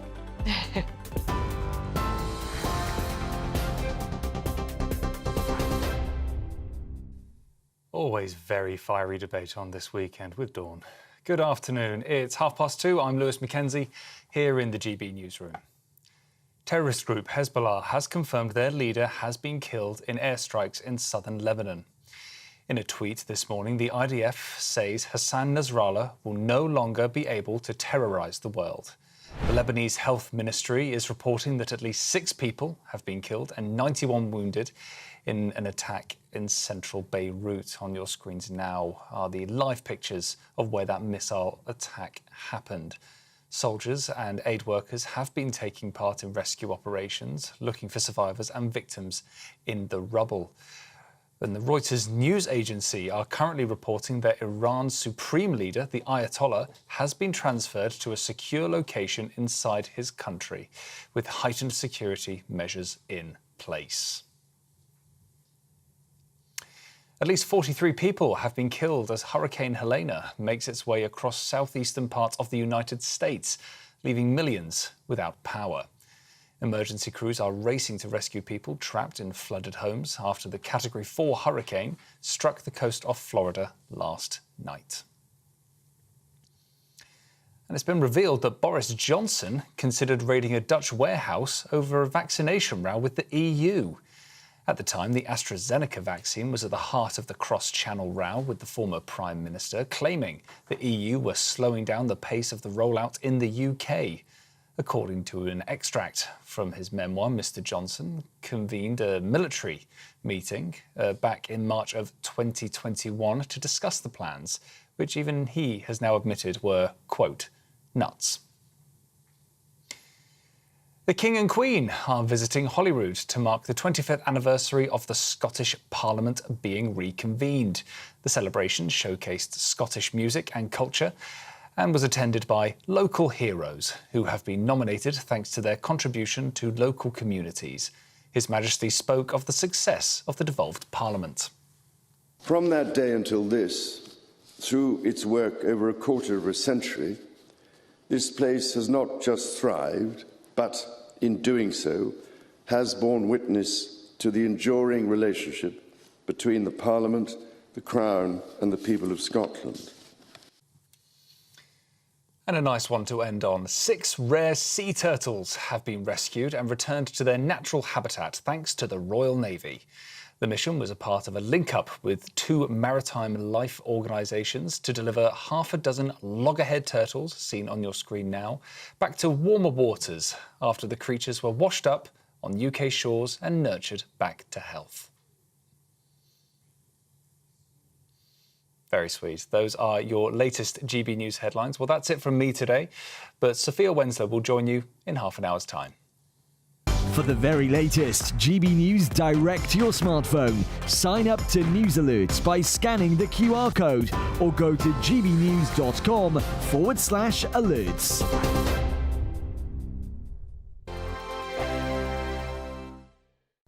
Hello, welcome to your GB News weather update from the Met Office. Through today, we'll see some showers in the northwest, sunnier spells elsewhere before turning more unsettled from the west on Sunday.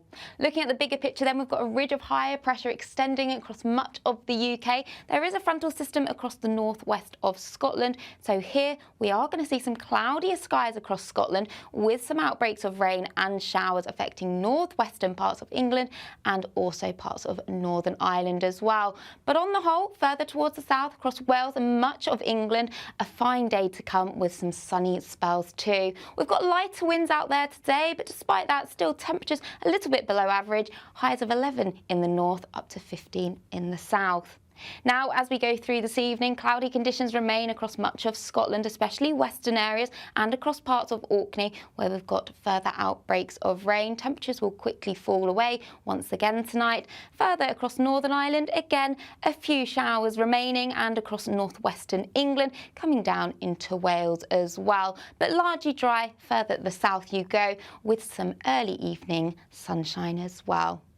Now, as we go through this evening, cloud and rain persisting across parts of Scotland, but elsewhere, a largely fine, dry night to come with some clear spells as well. We've got light winds as well, and that'll help temperatures drop away. So we could still see a touch of frost tonight, but perhaps not quite as low as what we saw in the previous night. Further towards the south, though, we will see the winds increasing. It's going to be a mild start here, but a windy start with outbreaks of rain as the next area of low pressure moves through. So we have got a Met Office wind warning in force for some strong gusty winds of 50, possibly 60 miles per hour across the southwest and into parts of Wales as well. But further towards the east, a drier day with some bright sunny sunshine. Bye-bye.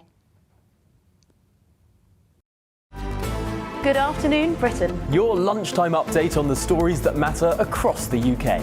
From breaking news and insightful analysis, inspiring stories and lively debates. You're comparing yourself to a former Prime Minister. Which is it? Stay informed, stay updated, stay entertained. I just don't know how anyone would not want to be there. Every weekday from midday, we are Good Afternoon Britain, only on GB News, Britain's news channel. Join me, Camilla Tominey, for a frank and honest discussion with those in power that cuts through the spin and gets to the heart of the issues shaping our nation. You haven't confirmed that you want to stand as leader, but you haven't ruled it out either. This report basically says that he's not fit to stand trial. Is he indecisive? Incompetent? I deliver the dose of reality Westminster needs. That's the Camilla Tominey Show at 9:30 every Sunday on GB News, the People's Channel, Britain's news channel.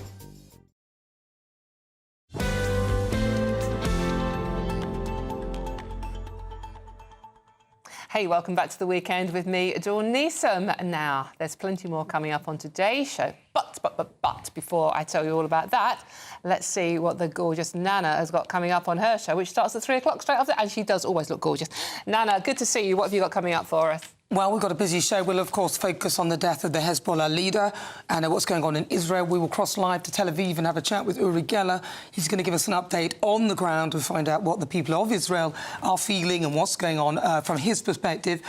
Plus, for my difficult conversations, I've got a survivor from domestic abuse. She was actually a former Miss World in 2021, but she was in an abusive, coercive, controlling relationship. She's going to give us her story, and also she's an advocate now for domestic violence. And then we will go live to what's happening in this country. It's a racism row, a racism protest that's happening in London. Our reporter Jack Carson is live. We have so much coming up. Jonathan Liss and Lizzie Cundy will be with me. It will be a very, very busy show. Brilliant. It sounds amazing. Don't go anywhere. That's Nana coming up at 3 o'clock straight after this show.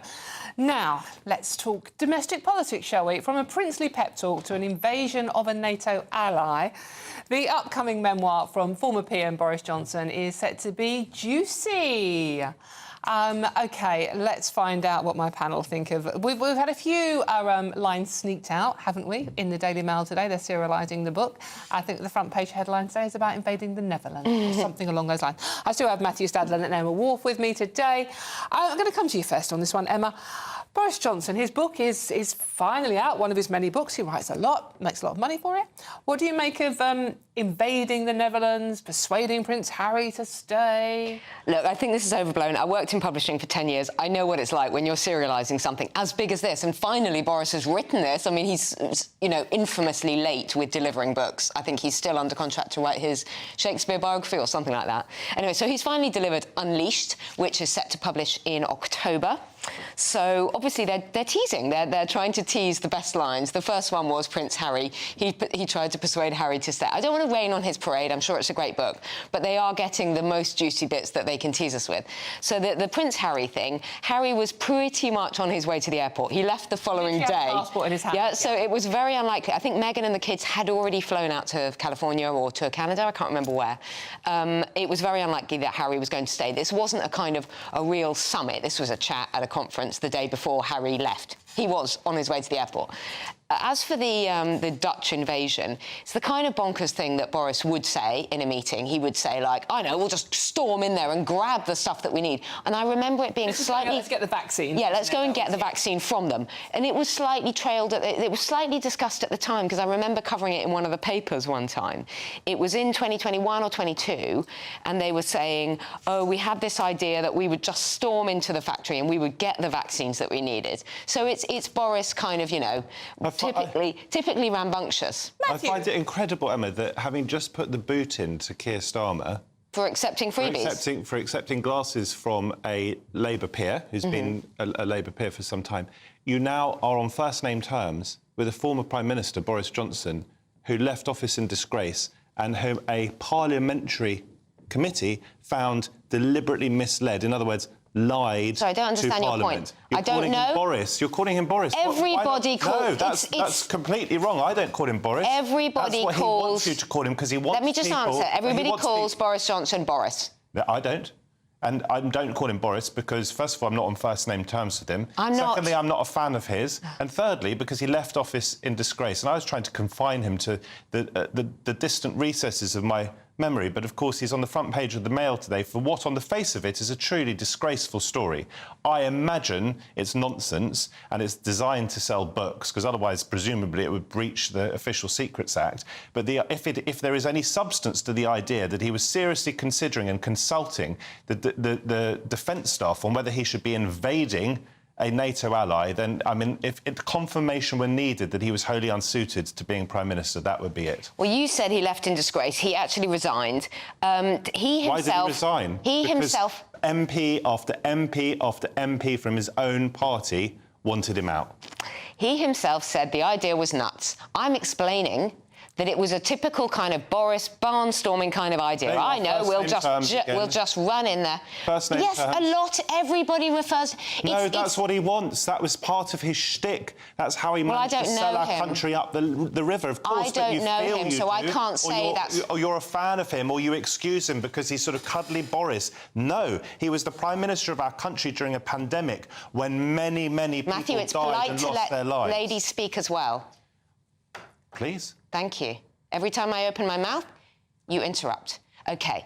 Boris, That suggests to me you're losing the argument. Well, there we go. You did just interrupt her again. Sorry. So, everybody knows that Boris is one of those politicians that everybody just refers to as Boris, OK? I don't know the man. I'm not defending him. I'm referring to the stories. I'm talking about the process of publishing when you're bringing out a memoir, which is what you do. You find the juicy bits and you throw them out there. So I'm saying there's not a lot of substance to these stories. They're mostly puff, and it's the way Boris Johnson, his surname, I used his surname there. I don't know the man, and I have no interest in calling him by... You know, everybody refers to him as Boris. That's how famous Boris Johnson is. The calling him Boris was precisely the sort of culture that allowed and enabled him to get to the highest office in our land. Oh, so you're about to interrupt me. Go on. Sorry, I'm opening my mouth. Is that OK? Matthew, you really need to just learn that a debate is two-way. Can I just explain to you, there are much worse names going around right now about Keir Starmer. And I'm not going to refer to them because I don't want to be banged up in jail by this Labour government. The point I'm trying to make is, if Keir Starmer is our Prime Minister, he should be held to account. And as I've already said in our earlier conversation, it's difficult to defend the optics of what we have seen with Starmer. I've also tried to explain that he's been given these things, clothes, glasses, by a Labour donor. Someone who's been in the House of Lords for a substantial amount of time, as I understand it. He hasn't been given these things. He has made the decision. Someone who broadly... So you're interrupting again. You want me not to interrupt you, and then you interrupt me. So let me quickly finish. I'm so sorry, both of you. We don't want double standards, is what I'm asking for. I have to interrupt both of you, and I'm doing it in a nice, polite, kind way. But you're the presenter, that's fine. Thank you so much. You've been brilliant. Thank you both very much. And Matthew Stadlen and Emma Wolf, thank you so much. I've run out of time, but you've been brilliant. Thank you very much. OK, I'm Dawn News, and this is GB News, and there's lots more coming up on today's show. Tributes are pouring in for national treasure Dame Maggie Smith, who passed away yesterday, aged 89. I'll be speaking to showbiz journalist Stephanie Tecci on the latest on that story. All of that and much more to come. Don't go too far. You've got time to put the kettle on very quickly. We'll see you soon. Martin Daubney, weekdays from 3 p.m. Please tell me that we're British. In our darkest hour, we can work around this. The beer will still be flowing at Christmas. Tell me, please. Martin, without using bad language, there's no words to describe that this is another major blow to the hospitality sector. I wake up every day with anxiety thinking, what's going to happen to us now? Oh, my God, now the weather's against us. Not only are the government absolutely battering us, then the weather's now hitting us as well. Kate Stewart, this can only mean one thing. Prices, once again, going through the roof. And there's nothing we can do. We have on costs. We have to buy from the brewery. We have the VAT. We have then the VAT, what we take. It is an absolute nightmare. To be in the pub game now, Martin, is very, very difficult. And there's no light at the end of the tunnel. Everything just keeps hammering us from every different direction. And obviously, we have to pass that on to the customers, then price increases. There's nothing we can do. We don't want to sell beer at an inflated price. We want it as cheap as possible to get people through them doors. But we have no option. They're going to go up again in the new budget. You know, there's no help for us. What are we supposed to do, Martin, except the only option is to close the doors and say, enough is enough. We can't do this anymore. I absolutely cry my eyes out having to put the prices up because you think, oh, my God, people are just going to turn away and walk. But we can't swallow the costs all the time, Martin. It's impossible for us to do because we will go bankrupt. There has to be there's inflation getting hammered on us yet again, and we have to pass it on. I feel it when I take my children out for something to eat. You're like, wow, that has just cost a fortune. But what is the answer? The answer is the government needs to look at saving the hospitality sector and stop being so greedy in everything that they take away from us, or there won't be pubs. GB News, the People's Channel. The king of breakfast TV is back. That's right, Britain's favourite TV host, Eamon Holmes, returns to Britain's hottest breakfast programme. Breakfast every day from 6 a.m. only on GB News, Britain's news channel. In the GB Newsroom, we bring you the news as it happens. With our team of dedicated journalists across the UK, we're ready to keep you up to date with what's happening every half an hour, every single day. Bulletins here on GB News, the People's Channel, Britain's news channel. Join me, Nana Akwe, for an informative, interactive news programme with a difference. It's fun. No, he didn't say that, Dave. I'm so surprised. I think there's an element of truth to that. Join me from 3 p.m. every weekend, only on GB News, Britain's news channel.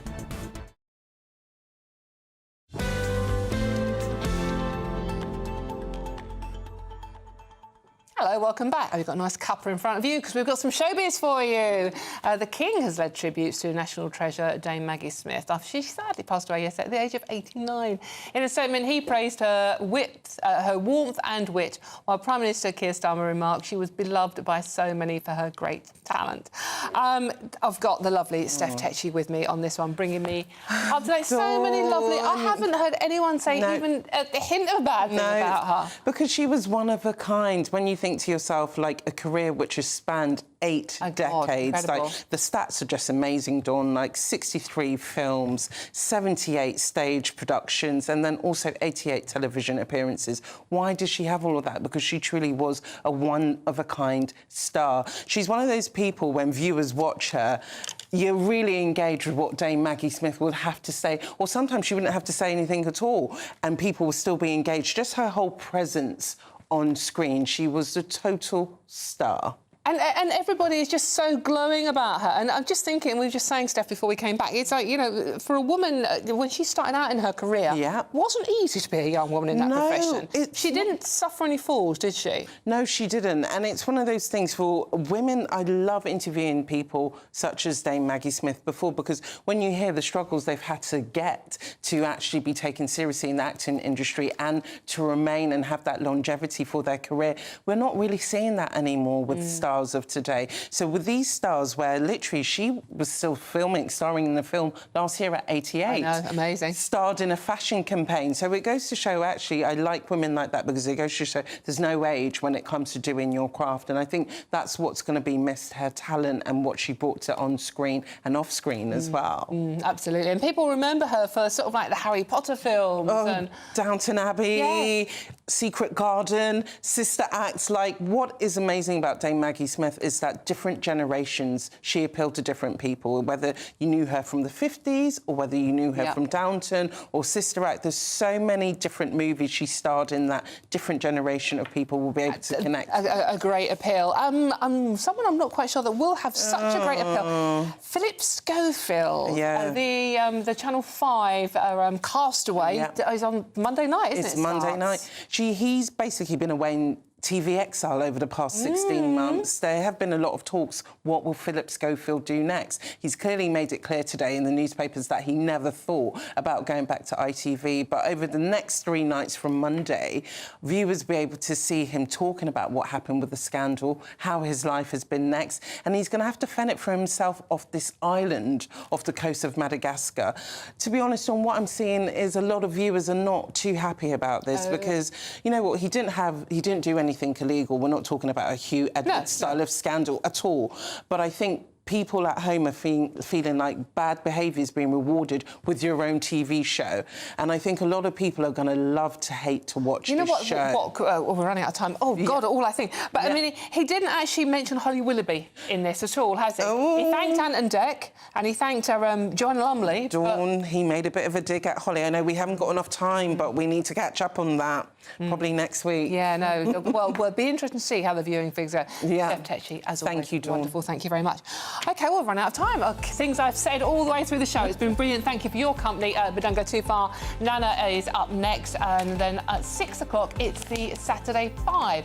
But I think it's time to get the weather for you all here with Catherine Chalk. Thank you for watching. Back tomorrow lunchtime. See you soon. Have a lovely night.